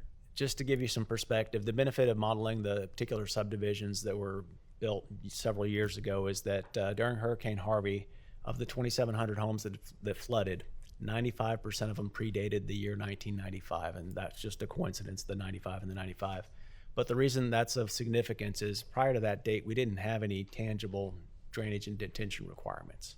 So the properties that were built more recently, though a handful of them still flooded, the overall subdivisions fared far better than those that were built several years ago. So we're going to have to address those older subdivisions in order to be able to protect them from future storms. My question, Hill, is a part of the comprehensive master drainage plan, identifying and prioritizing projects that provide benefits to the city of Friendswood. Would we be looking to also acquire some properties, especially those maybe that are in a floodway that would be difficult to develop in the first place? would we be interested in acquiring those lands? So, as part of this effort, we will be looking at possibly some sort of alternatives to addressing flood control. I've just heard in the past that some people have even offered to donate land, and some people swap here or whatever. And I just didn't know if that could be a possibility of that being identified in this master plan. Yeah, that is one alternative that we could be looking at. We won't actually obtain those properties through this effort, but it'll help give us a roadmap on what we can do to be efficient with the money that is available for flood control projects. Thank you. So I just wanted to confirm on top of what Robert said. So this plan is really focused on our neighborhoods and our city, not the creek. Correct. Okay. So if these older subdivisions that were built pre-95, I know many of them, like the one I lived in for 30 years, was developed so that the streets would hold the water. Right. It gives a lot of angst to people, Correct. but it was developed that way. That's what I was told when I bought there in 1983. Keeps it out of your home. Keeps it out of your home. Right. That's the reason. But it still gives a lot of people angst, especially that haven't been there for that long or didn't realize that. So are those kinds of things going to be looked at when you set our older subdivisions and? Correct. And in particular, your old neighborhood, for instance, we did a project that was called Glen Shannon Project in 2007, 2008 timeframe to help alleviate some of that stuff, but more work is still needed. They will be looking at the creeks as part of this effort, as part of the modeling effort, because you can't do any modeling without taking into account the creeks themselves, but we're going to focus on certain subdivisions But to help. not so much on how we can fix the creeks, since that's really not our focus. Correct. We may get some Fixing. tangible ideas that we can share, obviously, with the drainage district and the flood Okay. control district, who are responsible for the creeks. A couple of things to follow up on your comment right now. It's important to note that streets are considered part of the conveyance system. So they are designed for if the storm sewer system is overtaken, if it's not of capacity, it will be held in the street. And so sometimes you get the really intense storms, like you mentioned, that does cause that angst, and that's something that we will be definitely looking at to see if there's possibility for some improvement in some of those situations. Okay. And then I also wanted to mention, not part of this effort, but it is an effort that is being undertaken by the consultant that the city has selected. They are in the process of working with FEMA to update the Galveston County flood maps using the flood model that Harris County has been developing for the past couple of years. So that's going to be a benefit to us, and that's part of the reason why we're not going to have to do the as extensive as modeling as we might have to otherwise. So with that, if you have any questions, I'd be more than happy to answer. Thanks, Hill. Great update. Thank you. Appreciate it. All right, item C, receive and discuss the City of Friendswood Parks and Trails Master Plan presented by EHRA Project Manager Christian Gonzalez. Is that one of you? James couldn't get them all. Hi, good afternoon, Mayor and Council. Thank you for the opportunity to visit with you guys and discuss the Parks Master Plan. Before getting started, I'm going to eventually introduce our consultants from EHRA, which were instrumental in helping us put this plan together. But before I get started, I just want to share a little bit about what a Parks Plan is and what it does for our department. It is a book, a reference that we use as a department to talk about and share and provide the vision, the goals, and objectives for the department. Not only for the department and for us, but it's also the city's and the residents' goals and objectives, because we had several public engagement meetings with them so that they were able to express to us what they would like to see as far as not only programming, but also facilities and parks. So it was a very good process to be able to dialogue with the residents and see what their needs are. This park plan will be something that we will use for the next 10 years as we get closer to build out for the city. And hopefully we'll be able to, once it's all done, have you guys come back at a later meeting and adopt this plan so that we can start using it to be able to seek funding from other municipalities. I'm sorry, from other state, local, federal, or even private groups that will provide funding for some of the things that we're looking to do. That's going to be illustrated in the plan. Also, before we get started, I'd like to thank and recognize the park staff, because they were very instrumental also in helping put this together. Our assistant directors, Gary and Michael, our superintendents, Catherine and Caleb, and then also our rec specialists, Cece and Garrett. So without them, this would not be possible. When you talk about the success of our program, it's a team effort, and it's that group and their staff that helps make the programs that you see a success here in our department. So thank you for that. I'd like to also bring up right now Christian Gonzalez. He's with EHRA. They're our consultants, and they were helping us to put this document together. Thank you, James. Good evening, Council. Christian Gonzalez with EHRA. Also here with the team, we have Ashley and Jeff, which are part of the planning team at EHRA. So we met with y'all about a little bit over a year ago. Right before meeting with you guys, we took time to meet with other groups in City of Friendswood, the P&Z, the engineering department, Keep Friendswood Beautiful, the Parks Department. And then after we met with you and got initial feedback, we went to complete the process, which was engaging the public and the public engagement. And then we had checkpoints with the Parks Plan team for every chapter that we had to put together for these master plan. So that's what took a little bit of time, but we brought the hard copies and also the digital copy of the Parks master plan. And Ashley and Jeff are going to help go through more in detail of what you can find in that Parks master plan. Thank you. Thanks, Christian. Hello. So we put together a presentation. I'm not sure if it's going to be showing the. Oh, do I just press over? Oh, perfect. Okay. There we go. So I'll just skip ahead.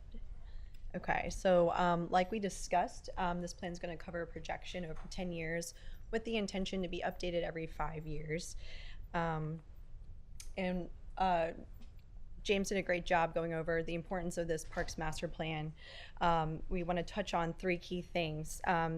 We want to make sure we're meeting the community needs in this Parks Master Plan, making sure it's aligning with the residents based on the community engagement and public input that we received through our engagement exercises that we did over this time frame. That will help us with the future growth and development. So it anticipates population growth and demographic changes, ensuring the park system meets future demands as the population or the community changes over time. And then lastly, it's important for grant funding and partnerships. So a formal plan demonstrates the city's commitment to recreation and open space, making it more competitive for grants and fostering partnerships with private entities. This also helps with state and federal agencies such as the Texas Parks and Wildlife Department may require a Parks Master Plan as part of their application process, which helps the city be more competitive when applying for these grants. This is a little timeline over this whole process since we started to today. Today's purpose is to present this plan to you so it can get adopted at the next meeting. This is an overview map of the current park system. So this goes over the 13 parks that are currently owned by the City of Friendswood. Those are numbered 1 through 13. There are 6 trails within that system. And then the parks that are labeled A through K, those are parks that are not currently owned by the city of Friendswood, but they're within the vicinity and can be utilized by the community. Another purpose of this presentation is to go through this plan. I'll go briefly over the chapters and kind of explain how to read this plan and how to use it.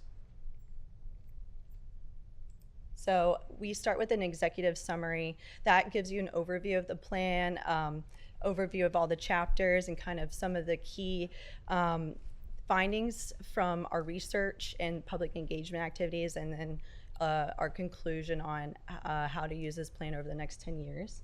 Our introduction overview goes over the history of Friendswood.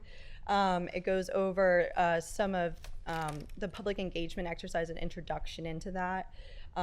And then understanding the community, that's the second chapter, which goes into more of our research. As the consultants, we did a lot of research evaluating demographics, race, ethnicity, the type of income in the area, really understanding what type of people live here and how the parks can best suit their needs from a data standpoint.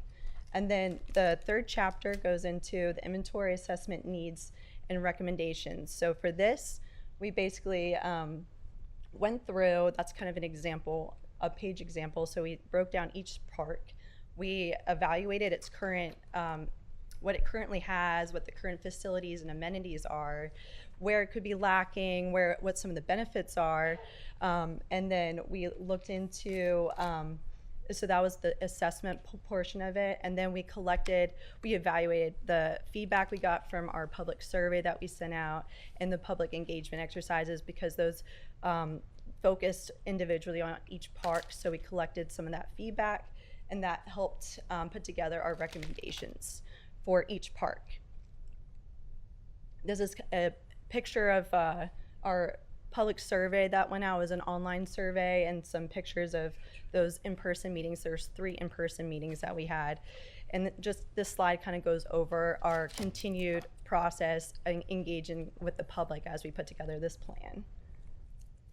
And so we put all that data into some graphs that you'll see throughout the plan. So those are illustrated well to kind of give you an idea of some of that feedback. And then our chapter 4 is the action plan. So we came up with 10 goals. James was talking about that earlier. And those 10 goals are listed in the action plan and broken down. So we have our goal, objective, which is a more detailed explanation on the action, on the goal listed, and then the action are the steps to try to achieve that goal. And so this is a very detailed chapter over how to really tackle each of these goals and how to achieve them, and it lists the funding sources here as well. And I'm just going to briefly list those 10 goals just so you're aware. The ones that we've come up with, they're a combination of the public engagement and the Parks Department, some of the feedback from their experience working hands-on with these parks that we come up with. So number 1 is constructing a cutting-edge recreation center. 2, upgrading the restroom facilities within existing parks and adding restroom facilities to new parks. Number 3 is establish a trail network that connects parks, schools, and business hub centers. Number 4 is adding parking facilities at trailheads, sports venues, and event venues. Number 5, building a new city swimming pool. Number 6, enhance the lighting at parks and recreation venues. Number 7, enriching sports venues with facilities for adaptive play and mixed-use fields. Number 8 is incorporate versatile sports courts in park facilities. Number 9 is improving existing amphitheater and construct a new amphitheater as needed. And number 10 is to build a new skate park and BMX park.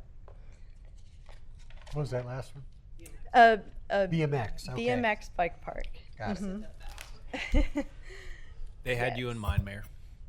Yeah. Gotcha helmet. I need more than a helmet. So the most important step with any plan is to make sure this doesn't just sit on a shelf once it's adopted. This final chapter goes over how to implement this. So it's a nice detailed explanation to help the Parks Department, keep themselves accountable to making sure that they're attaining these goals. So we compiled everything that we put together in the action plan chapter and put them in this easy to read graph. And so it breaks down everything that you just saw in the action plan. And then it goes into a little bit more detail over the time frame it will take to achieve these goals, what the action leaders are, and who the funding sources can be to help fund these projects. And so going kind of more into detail, so the action leaders, we have a list of all the potential entities that you can work with to achieve these goals. And you can see that they're listed under each action. So just a few are taken out of this list. And these are the type of people that you're going to want to work with or utilize in order to achieve one of these goals. And then we listed all the funding sources here. So not every action item will, requires funding, but the ones that do, they're listed there. And some of these were taken also from there was a 2010 Parks Master Plan, so we incorporated some of the previous funding sources into this plan as well that are still relevant. And we made sure to look at any local funding avenues as well. So we try to really do a very thorough research over all the types of not just state, not just federal funding, but also local within Galveston County. And then I'll let Jeff explain our how this plan can be utilized with the Texas Parks and Wildlife Department. Good evening, Mayor and Council. So yeah, one of the most important uses of this plan after it's adopted is going to be, it's going to assist the city in being competitive for grant funding. So we're going to highlight the example of the Texas Parks and Wildlife Department as a good example of why. So the department does not actually have a master plan requirement for those people or for those cities that are seeking grant funding. However, there's a point system and a scoring system which is very similar to many other grants that you might find at the federal or state level. And having this master plan on file with the Texas Parks and Wildlife Department 60 days in advance of any of their grant deadlines allows you to gain more points in their scoring system. So you get 5 points. You can get up to 5 points in their scoring system just for having the master plan adopted. And then you can get additional 5 points for demonstrating through the master plan that it's meeting the needs and the input from the community that people said they wanted. And so in a system of only 100 points, that increases your chances by 10%. And it will also assist staff in other ways answering some of the questions and some of the other criteria for the grants. Coming up, adoption coming up in the next couple months here fits in well with the deadlines for Texas Parks and Wildlife. They have rolling deadlines throughout the year, but some of their larger grant opportunities are available in November. So if the plan is adopted here in the early part of the year, there'll be plenty of time for staff to prepare applications and to get those submitted for the indoor and outdoor recreation grants that come up in November. And there's trail grants that would come up next, about a year from now. So of course we'll be available to answer any questions as you go through the document over the next couple weeks, especially as it pertains to implementation or anything else that have to do with specific grant applications. Thanks, Jeff. Okay, and just to summarize this presentation, so this plan is again used to understand the current park system and how it can better, you can see in this map like what ways we can better fill in some of these gaps in the map, creating better connectivity with parks and trails networks over this next 10-year period. And it should also be used to guide any future park development and as a tool to be more competitive when going after grant funding. So we can open the floor to some questions now if you guys have any. You've been open for questions the entire time. But Great. Any additional questions? I was just going to say this is a major undertaking, and I really did like your report as I discussed with Stephen and Letty when we were in my agenda prep. How do we get this in front of as many eyes in Friendswood? Because the bottom line is a lot of these plans and designs costed a lot of money. Mm-hmm. And I would love for as many people to have a chance to look at this plan and really see some of the really interesting things that y'all put together, because I think it's a great plan, but it's very expensive. What we can do, Councilmember Griffon, is put the draft plan on our website and drive some traffic there through maybe some social media posts. Because they're the ones that really need to see it. But a lot of this was developed from those town hall or open meeting. And the online surveys and stuff, yes, sir. What's the next steps? So you've gotten the plan, and again, like you said, you don't want to just put it on a shelf somewhere. Right. You want it to continue to look at it. What's our next steps? So in order for this to be remotely effective, the council needs to adopt it. Not this evening, but once you've had an opportunity to digest it, much like the downtown improvement plan in 2019, council adopted it, and it became the basis for the grants that we pursued with TxDOTs and other agencies. And again, not for an answer tonight, but one of the things that I always look for is, it did say in here that Stevenson Park was our premier park in the city of Friendswood.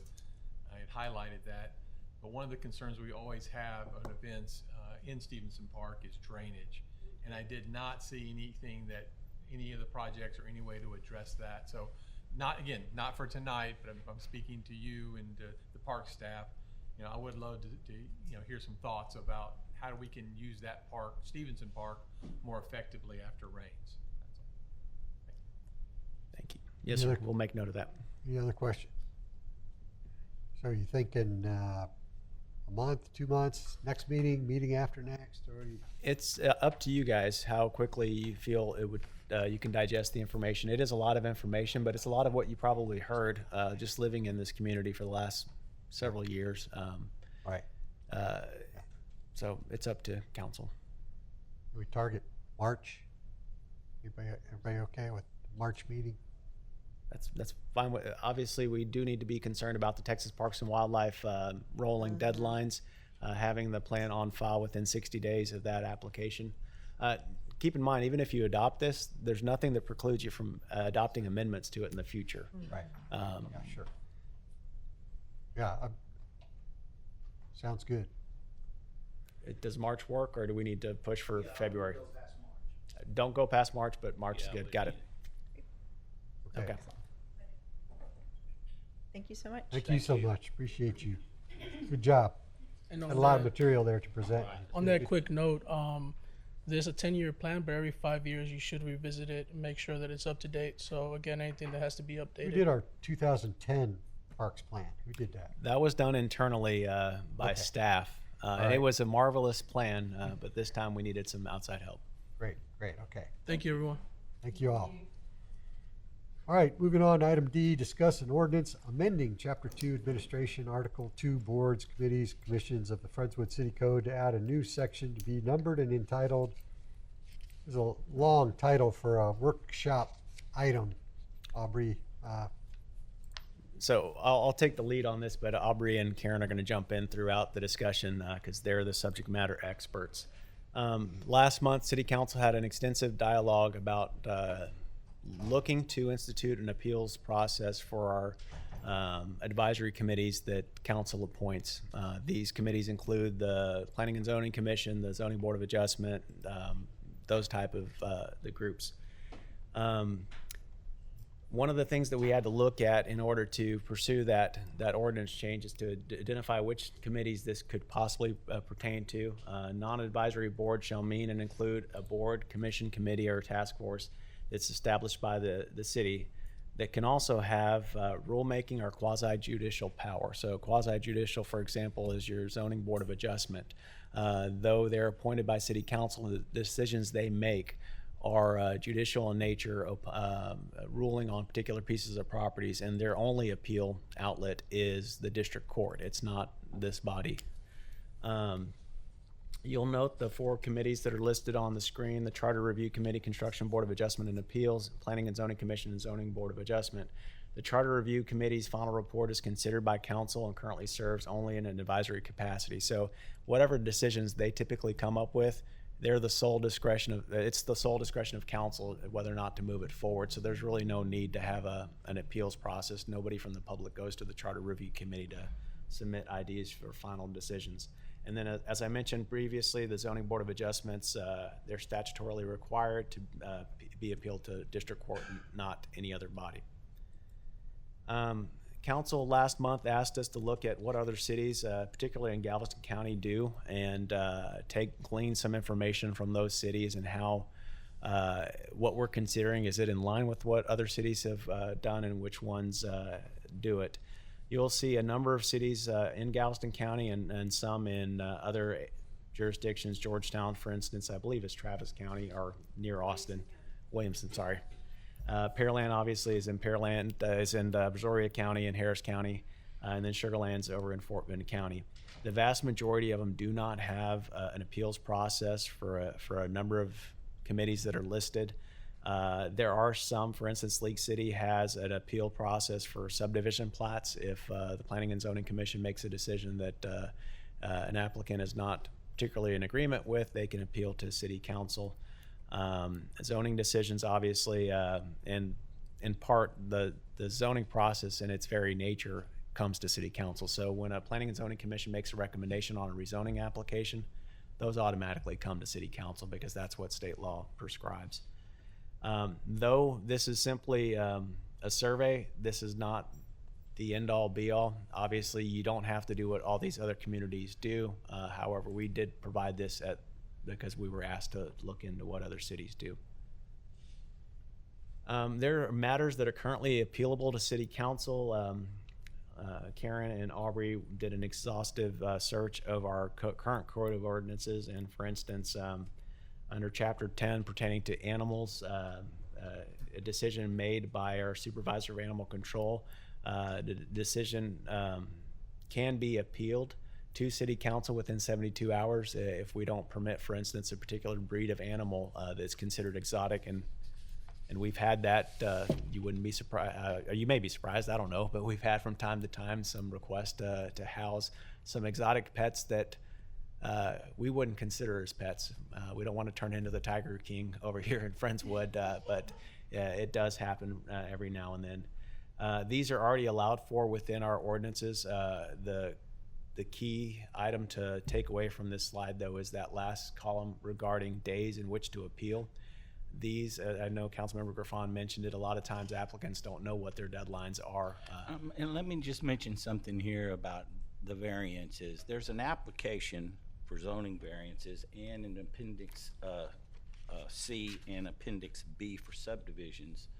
If the application is turned in and the application is denied by staff, P&Z will never see that variance, correct? And we have turned down applications for variances, I believe. We have the ones that don't comply with the application requirements, but if they do comply, we will take it to the Planning and Zoning or the Zoning Board of Adjustment. I see the requirements, and every single one of these have to be met for the application to be approved before P&Z is even allowed to see it. Correct. And then if staff does not approve the application, then the developer or the resident then does not have a recourse. We don't, if we receive an application, it goes to that board. Staff doesn't, But we need to make sure that the application is complete, but we don't make a subjective decision. So are we saying here tonight that we have not denied any applications for variances?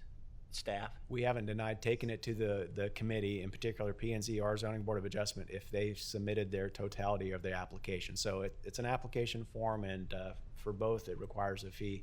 As long as those are submitted, we take them to the committee. Now, if there's one in particular that we failed on, please let us know, and we'll definitely correct that error. Now, we will tell them, folks from time to time that engage us, hey, I don't agree with your rules. I want a variance request, for instance, to the sign ordinance. Well, certain things don't have a variance process, so we will tell them, unfortunately, the code doesn't allow for a variance, and so there is nothing that we can take to P&Z for approval. Which signs are a good example. The only variance for a sign that you can request is the height or the setback. So if they're not meeting the code in any other area, their plans have to be changed. They can't request a variance, but it's in the ordinance written that way. The ordinance has to be changed. Right, yes.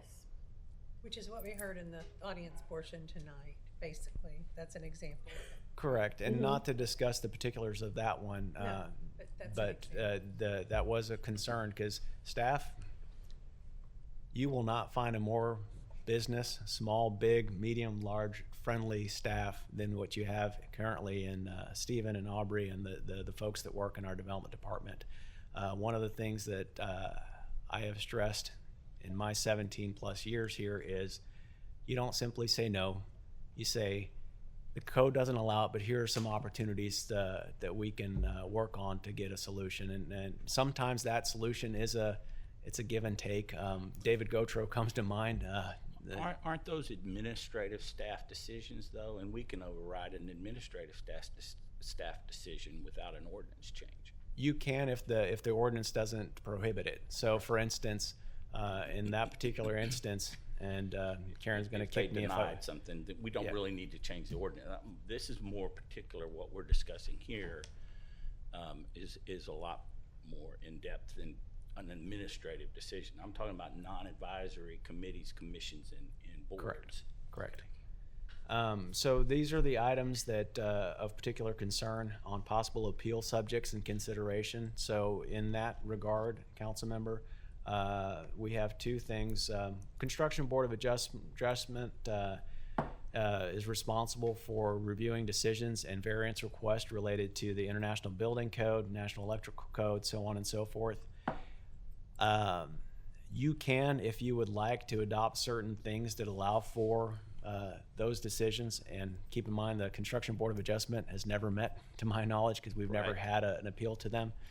The only thing I would caution council on in this regard is, by state law, the members of that board have to specialize as either a design professional, a contractor, building industry experts. So these aren't your run-of-the-mill appointees that they just happen to have some interest in volunteering. Right. We're obligated to put professionals on these, so they would likely know better than y'all and us on certain decisions. The only question that I have, and it's really good that we have these professionals that are part of this, and who better to be a witness to council than those that are as qualified as these people are. If you go though, if you go into building code section 4, just go into building codes right now, just sure. At the very beginning, all of these are appealable. Every single one of the chapter 14 sections, except for we're adopting international codes and national codes. We're not asking to change that, but if there's a local rule or regulation in addition to the national code, then there might be a variance. And like you said, it's rare. We've never seen it happen. But if you'll just go into ordinances. Yes, sir. I did a deep dive in here. And just go to the ordinance first page first. All the way, just don't go into 14 yet. Just go to the ordinances. Oh, just in general? Yeah, just go to the very top. Right here, Letty, if you would, could you update the council members, the city secretary, and the attorney? And the city, you'll notice Steve Rocky is still on there, and I believe Melinda, you're not on there. So if you would, could you just go ahead and update that? We'll be updating it. We're doing a recodification process right now, and so this is when the last codification was. Those were the members of the city council at the time. Okay. When we did the recodification, you all will be the I just noticed that was in there, and I thought that should be corrected. But all of your section 14 chapters, and I would include in there where you got 1424, 1462, I'd put 14-93 in there. But each one of those, it says the Board of Appeals, any person aggrieved by a decision or ruling of the building official or inspector shall have the right of appeal to the Construction Board of Adjustment. Like you said, we've never really had one. Correct. But if you'll notice in the resolution that you wrote, Karen, that there always is the possibility to go to 14-355, and that's an appeal to the district court. What I am asking for, and y'all all know that I'm in favor of, the citizens and developers who want to come to an elected official and say, before I go and sue and go and appeal this to a district court and file these liens and possibly pay court costs for the city, could y'all look at this and just tell me, this goes for zoning for B, subdivisions, and zoning for C. each one of 14 gives you the authority and the ability to appeal, but not to us. If you want to appeal any of Section 14s, you've got to sue. And I'm just saying, don't do that. I'm just saying, don't do that. Come to the city official. And like you said, you mentioned that we haven't declined any applications for variances, and I'm going to take your word on that because I've been told differently, and I'm not going to say one way or another. But I would like the opportunity for anyone who would like to appeal the decision of the Planning and Zoning Commission to be able to do so where there's not provided that opportunity in the next section. And this is something to consider, but this is the most conflicted consideration that I've read, because it says council has vested the Planning and Zoning Commission with final authority over certain matters in order to serve our residential residents effective and efficiently. To oversee all their decisions may undermine the appeals process, leading to potential arbitrary and capricious decisions. Now that was put in there to try to convince us not to do what I'm asking us to do. To avoid such a result, council may want to consider changing the requirements of the Friendswood City Code. That's what I'm asking us to do by the resolution that Karen printed up, and it's a very good resolution. I support it. I support deleting B, that only gives the council the ability to decide fees. We should also have the ability to decide, hey, this is capricious and arbitrary. Because when we look at our future land use map, our future land use map is arbitrary. It's not capricious, but it's arbitrary. It's what we would like as a city to see developed in a certain area. If we lay an overlay district over a certain piece of property or a series of properties, the city says, man, we would really like for that to be this, but that's arbitrary. The developer on the ground knows the specifics of what's going to go in there, and if a community shopping center is not supported by neighborhoods and it's in an industrial area, then that's not necessarily a good overlay district zoned map. It's arbitrary. I'm not saying it's capricious, but it's arbitrary. And that's what I would just like us to have the ability. We are the elected officials to say, hey, let's step back from this and look at it. And if we see something within the documentation that maybe in the design criteria manual for landscaping or any other thing like that, and say this really doesn't really need to go there, then we have the choice. We have the opportunity to do it. That's all I'm asking for. And I really appreciate Councilmember Ellisor, who asked for benchmarking. And I noticed that Santa Fe allows for appeals on par. League City allows for appeals on several different things. Santa Fe allows for appeals. You all see that there are cities who allow for appeals for subdivision plats, for zoning. Are we not good enough as council members, or smart enough as council members, as the citizens in Dickinson and Santa Fe and League City, to be able to comprehensively decide, hey, this is arbitrary and capricious? That's all I'm asking for, guys. That's it. I think you make the playing field uneven when you allow somebody to come in and we decide, okay, it's all right for this person to deviate and do this. And now you've set a precedent where people don't have to follow our guidelines. They're going to say, hey, well, we'll just go and ask for what we want every time, and we'll appeal. And I think we open ourselves up to appeals after appeals after appeals. I'm not sure. I trust the process we have in place now. Now, if there's an ordinance that, and if you're talking about the landscape ordinance, maybe it's something that we should have P&Z go back, look at it again, and see if there are some changes that we could make to allow for. I don't know what the crux of this. I don't know what the bottom line is. It could be anything. It could Well, even, yeah. it could, So that's what we're here for, is to it could make be our a- ordinances work. It could be a resident who's aggrieved by the movement of a road Well, we're here that they to found to listen be to that. arbitrary and capricious, and then instead of being able to talk to council, they sued, and then we ended up paying $107,000. It's not just one thing or another. It's nothing specific. It's just the ability for council to look at it. And we have very smart people, as Mayor Pro Tem Matrenga had mentioned, we have very smart people in our staff and in our P&Z who can look at this with us. And we have people in CBOA who are professionals that can look with us. And I think we can do it without changing the playing field.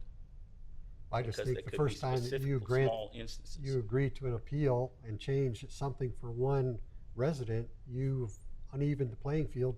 So everybody else, you're expecting to follow the ordinances, and you open yourselves up. I respect what you're saying, Mayor. Well, I mean, I sort of have to agree with the mayor. We have a process that works. I've sat in those meetings myself and worked through concerns by developers, and we've changed ordinances. When on P&Z, we came to council and said, here, we've worked these changes out to help this developer, because it just came up with unintended consequences, things that didn't make sense. And that's the process that's been, in my mind, has been working.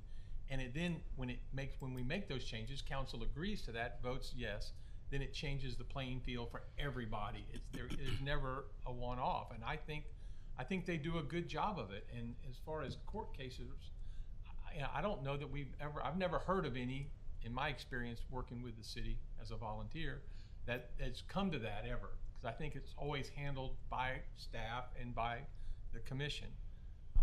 And you're right, there were several cities up there that do have that option. But again, that's what, 8 out of over 100 items up there. So I just think most cities don't need it, and I think we already have a process. If it's not broken, let's not fix it. Any other comments? So, and I'm going to reason through this with y'all. In one specific example that I think brought this to light, I actually spoke with Murad about it. I went out and looked at the site, and I came back and I said, I think we need an ordinance change. I think we have a bona fide need for an ordinance change. In talking with Councilmember Griffon, he said it's larger than just that one issue, which you've actually repeated again tonight. And so that was the reason you wanted to go for the appeals process, to give folks a stop along the way before they sue. So I don't feel strongly that the appeals is the right route. I'm more comfortable with the ordinance change, and the reason being, I feel like that is a situation where in the ordinance that we're talking about, I was actually still in P&Z when we developed that and put it into play, and now I've seen how it's played out, 10 years later, and it's probably has unintended consequences. I would prefer personally, and Robert, I'm sorry, but I'm more comfortable with the ordinance change than I am with the appeals, because I'm concerned that we're going to find ourselves being inconsistent. I know y'all use the unlevel playing field, but I really felt that it puts us in a hot seat. We're already in a political hot seat on so many things already. And I feel like that if we can address our ordinances, then we can live by our processes. But we've also said, hey, sometimes our process might need to be updated. So, and if there is someone, and I would like to know, if there's someone who was stopped at the staff level, no offense, but if they've come to one of us and said, hey, I never got past staff, I think there's an open door staff that says, hey, the citizen reached out to me. Can we talk about this? Can we go back in and relook at that? Because, hey, we're all human. Things can slip through the cracks. And, some of us up here have been in this town for 50 plus years. So we know a lot of these folks for a lot of years, and we're going to school with them and worshiping with them and running them into the ball games and the grocery store. So I get it. We live with each other. I know that.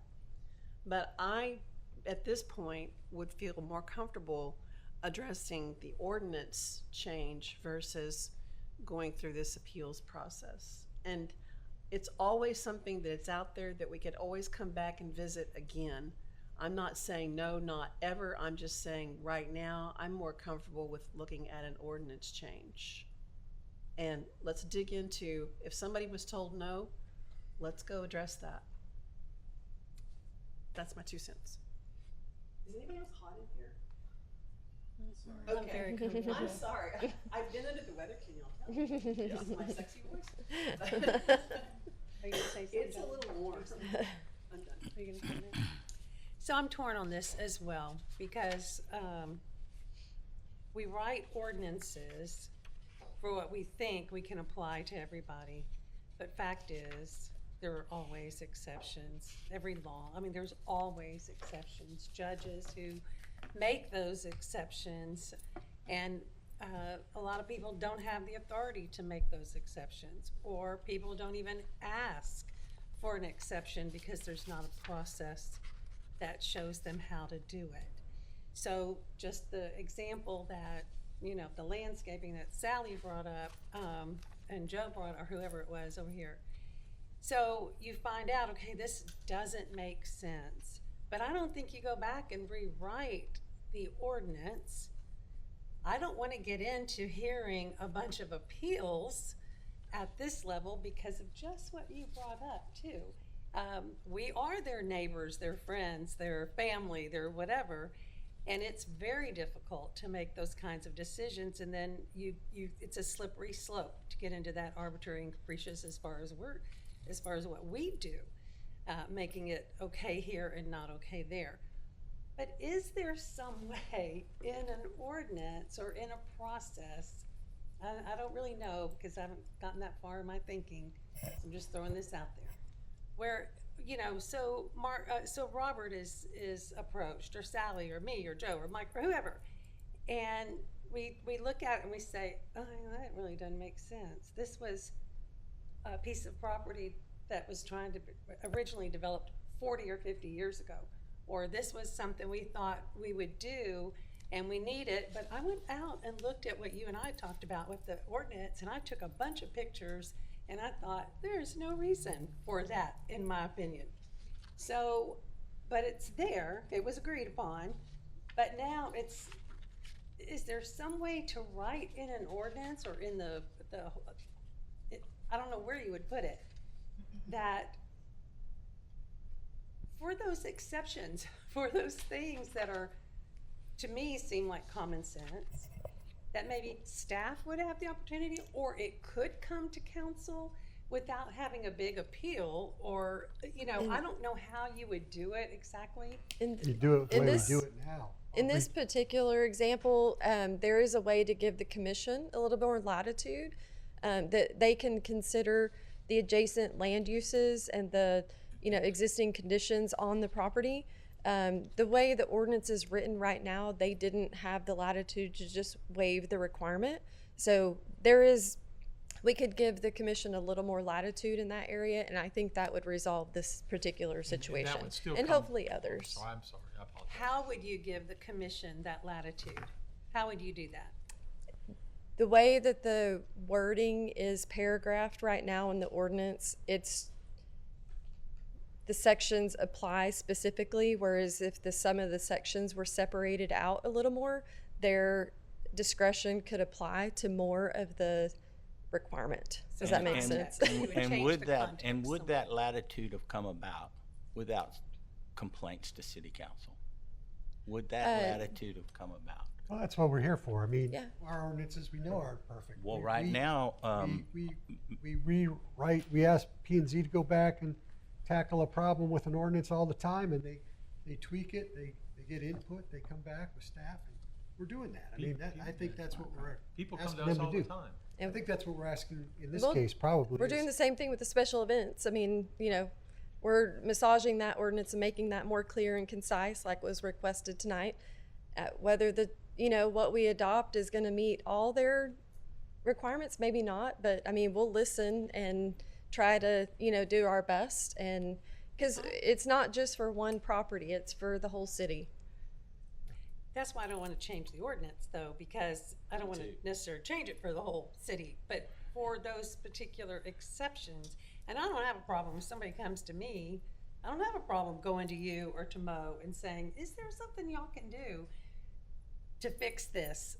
Or, to make this a little bit different, to consider the circumstances for that. Well, we've done that. I'm sorry, John. But we've done that. We've done just those kind of things. And I think when I talk about changing the ordinance, that doesn't mean 180 degrees. No. That just means it's a tweak here, like Aubrey's saying. Hey, give us a little latitude here, or in this landscaping thing, we could say, hey, in between industrial and residential, there needs to be, landscaping buffer trees. But between commercial and industrial, maybe it doesn't. Maybe that's worth thinking about or having P&Z look at. So there are some ways to address these things. Right, in such a way that it allows for P&Z Some discretion. discretion. Exactly. But So- I would encourage us to go and look, because the reason I am sold on the ordinance change versus the appeals process is because there are some, while I was on B&Z, where we asked for that buffer with trees and a fence between residential and commercial. Trees are dead. Right. A fence does not need sunshine or water. It also takes up a whole lot less space than a tree would. And let's face it, what's left to develop in Friendswood is tough. The easy stuff is done. So I would encourage us to go back and look at some of the places where we did enforce that. And has it been successful? Has it not? I'm thinking I've been given examples and I've seen some examples. It has not been successful. So I'm going to disagree with you on the ordinance. And an ordinance change doesn't mean we're doing it about face like Joe said. It just says, hey, it needs to be tweaked. And that's okay. Yeah. That's what we're here for. Sorry. This is a Tom. workshop. I don't have to call on you, but I was going to make the see- point, if we yeah. look at the state level, they meet every 2 years. They pass laws that are trying to meet needs that covers the whole state. Well, within that next 2 years, they figure out, well, this doesn't fit in all those areas. So they go back and they do tweak, they do adjust it to try to make it make sense. And then there are administrative agencies that carry out the law that are given some discretion in interpreting it. That's what I like. And so I think maybe it's a both and And that that's we really good. have both the ability to change the ordinance and really then good allow point. the P&Z and the city to have some flexibility in enforcing it. That's what I like. Yeah. In this one particular instance, I read the paragraph that it looked to me like they had the latitude and the discretion to act on it and denied it anyway. And I've also seen where the city may want to be a part of every land transaction.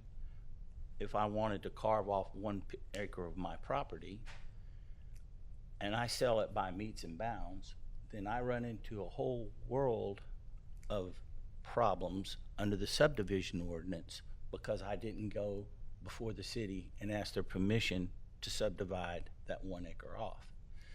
And then that comes back and they're going, oh my gosh, okay, so now I've got to go do a whole new subdivision plat. These things come up and it costs tens of twelves of thousands of dollars just to sell 1 acre because it has to be re-subdivided and replatted for properties less than 4 lots. And this came up in a situation where I didn't think that needed to be done. And then all of these other Didn't we items roll Did we into work that out?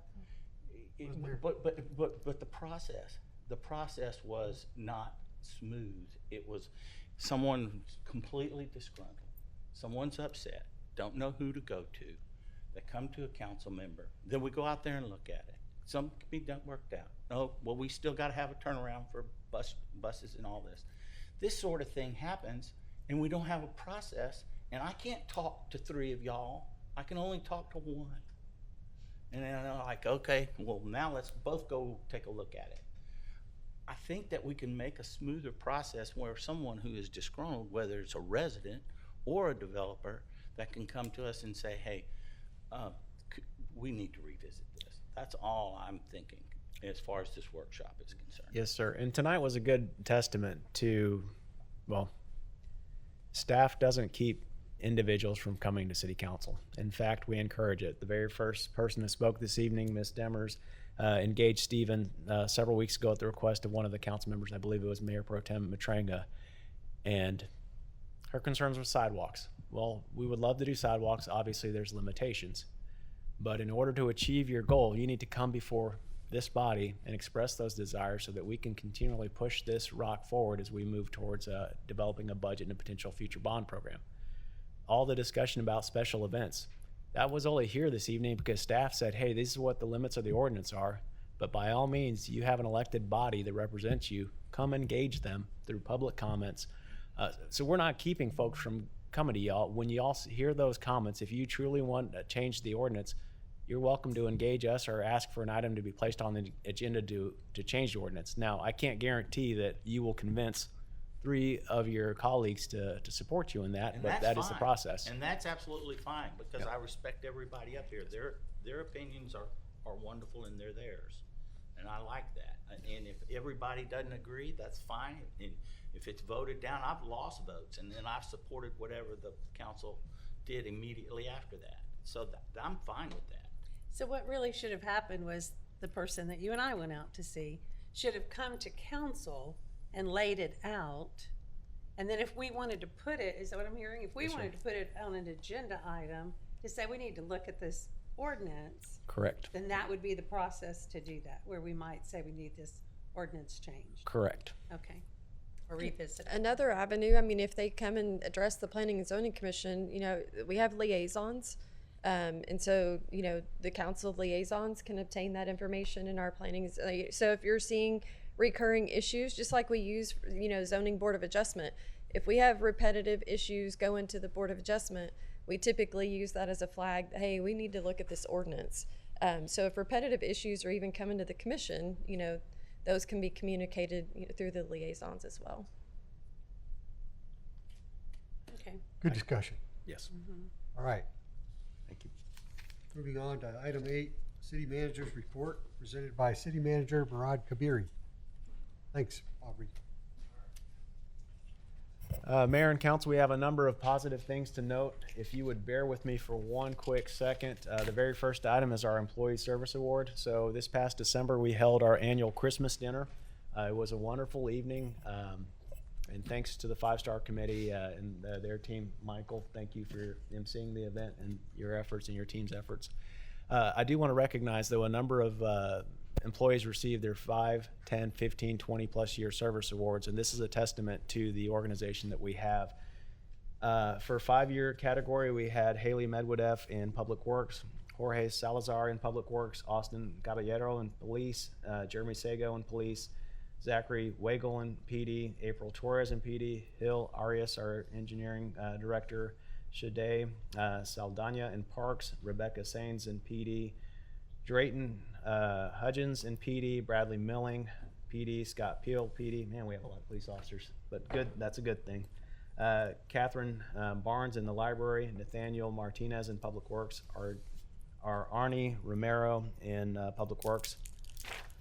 For 10 years, we had Gina Hunt in PD, Haley Brown, HR, Jeffrey Spears in Finance, Rolanda Lewis Keel in Finance, Christopher Swaggart in PD, Richard Haley in the library, and Catherine Domsky in library, and Jennifer Hale in municipal court. And I promise I'm getting through this quickly. 15 years, we had Alberto Gomez in Public Works, Cesar Zepeda in Public Works, Alex Mendoza in CDD, and Sutapa Chatterjee in library. 20 years, Keith Rogers, library, Carol Hargis in PD, Robert Barfield in our city attorney's office, which is one of our prosecutors, Richard Lewis he's one of our associate judges, Richard Lewis in Public Works, and Eric Reyna in the police department. We have our very own Chief Rogers in PD for 25 years. For 30 years, David Brechtel in PD and Doug Lauersdorf in PD. And then for 35 years, our library director, Matt Riley. So you may have recalled last year we had a 40-plus year award recipients. It's not uncommon for us to have employees of that tenure in our organization, and that's a testament to this council for their support over the years and then the quality of the organization. So thank you for that continued support. The next item, we have a new Texas Certified Public Manager in Stacy Kahn. She is she's our EMS captain. Stacy has been with the Volunteer Fire Department and EMS in particular for a number of years.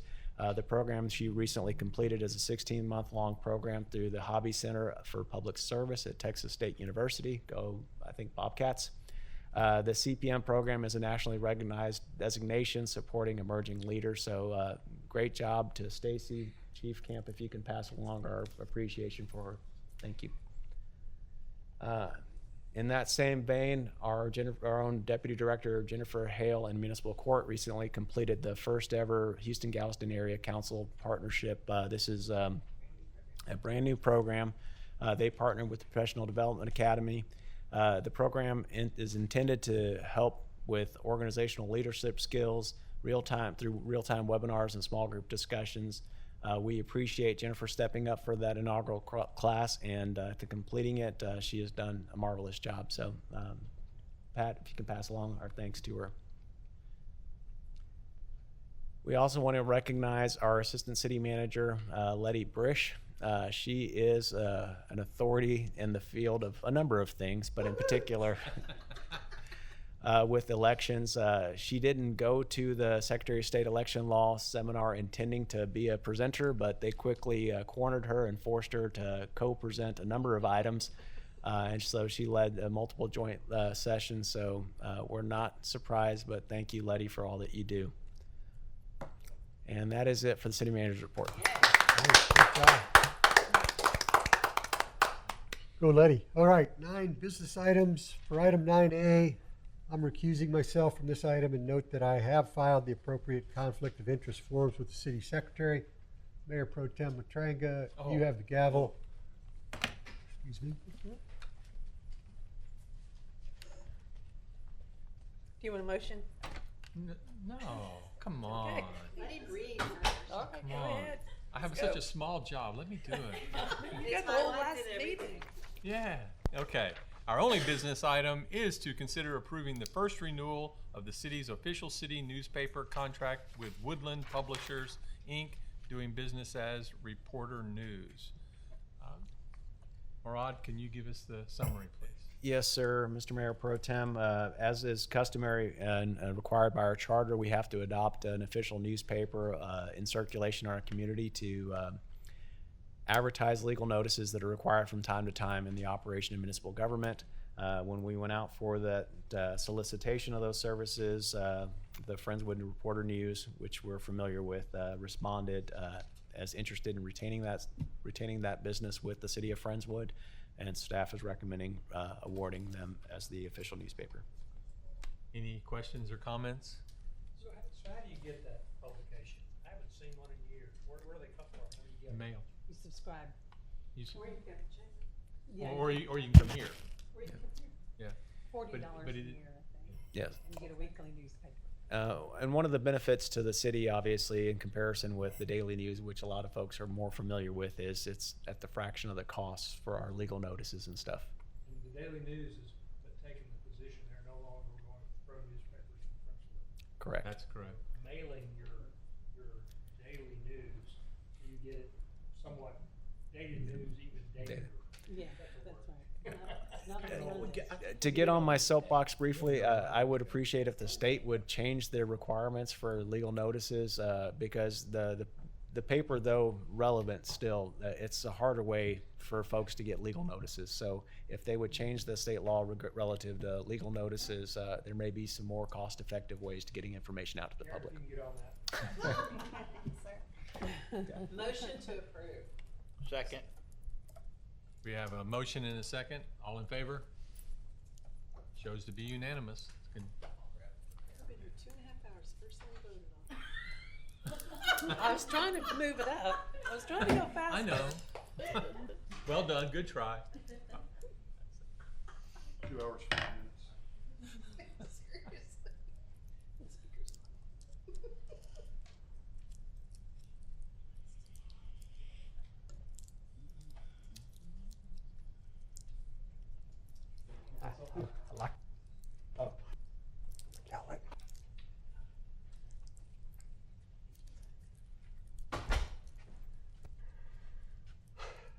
Moving on.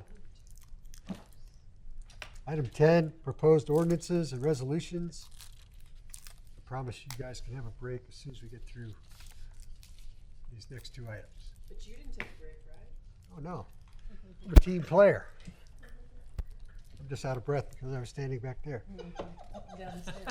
Consider an ordinance ordering the City of Friendswood general election to be held on May 3rd, 2025 for the purpose of electing council members for positions 4 and 6. Can I get a motion? Motion to approve. Second. Motion and a second. Any discussion? All in favor? So be it. Item B, consider an ordinance amending the city's general budget for fiscal year 2023-2024 by approving Budget Amendment 13. Motion to approve. Second. I did have one comment. I was going to say, Katina, we only have 12 months. We only meet 12 times. How can we have 13 amendments to the? No, Okay, I go. No, just to put it on the record for anybody that watches this.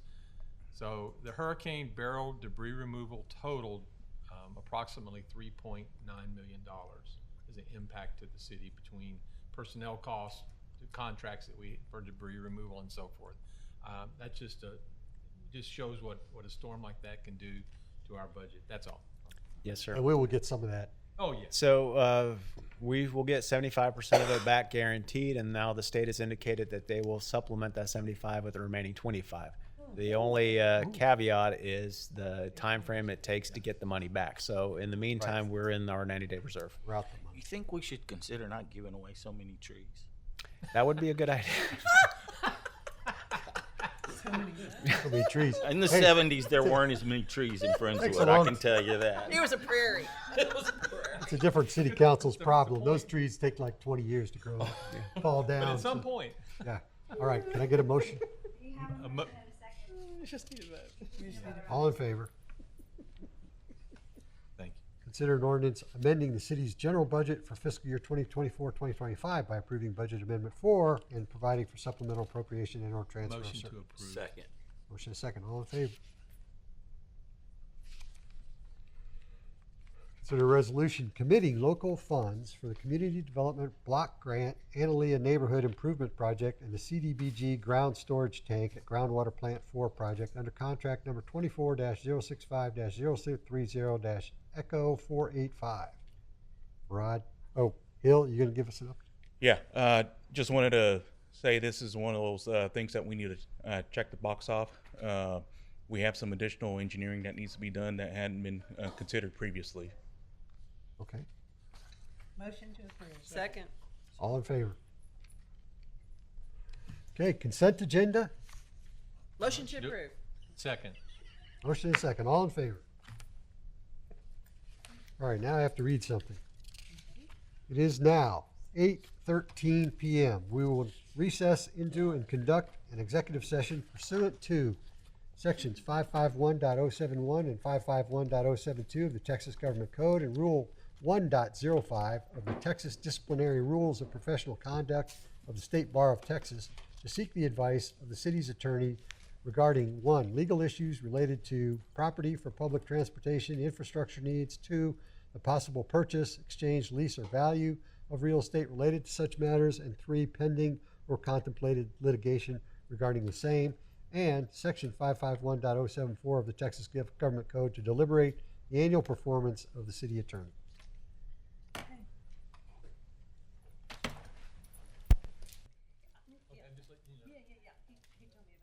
I now reconvene the open meeting of the Friendswood City Council and announce that in accordance with section 551.102 of the Texas Government Code, no action was taken in executive session. We now move on to item 13A. Consider taking appropriate action regarding the city's attorney's annual performance evaluation. I need a detailed motion for this item. Mayor, I'd like to make a motion that we give our city attorney a 3.75% increase for 2025. Second. Motion and a second. All in favor? There being no further items, this meeting is now adjourned. Thank you all for hanging around.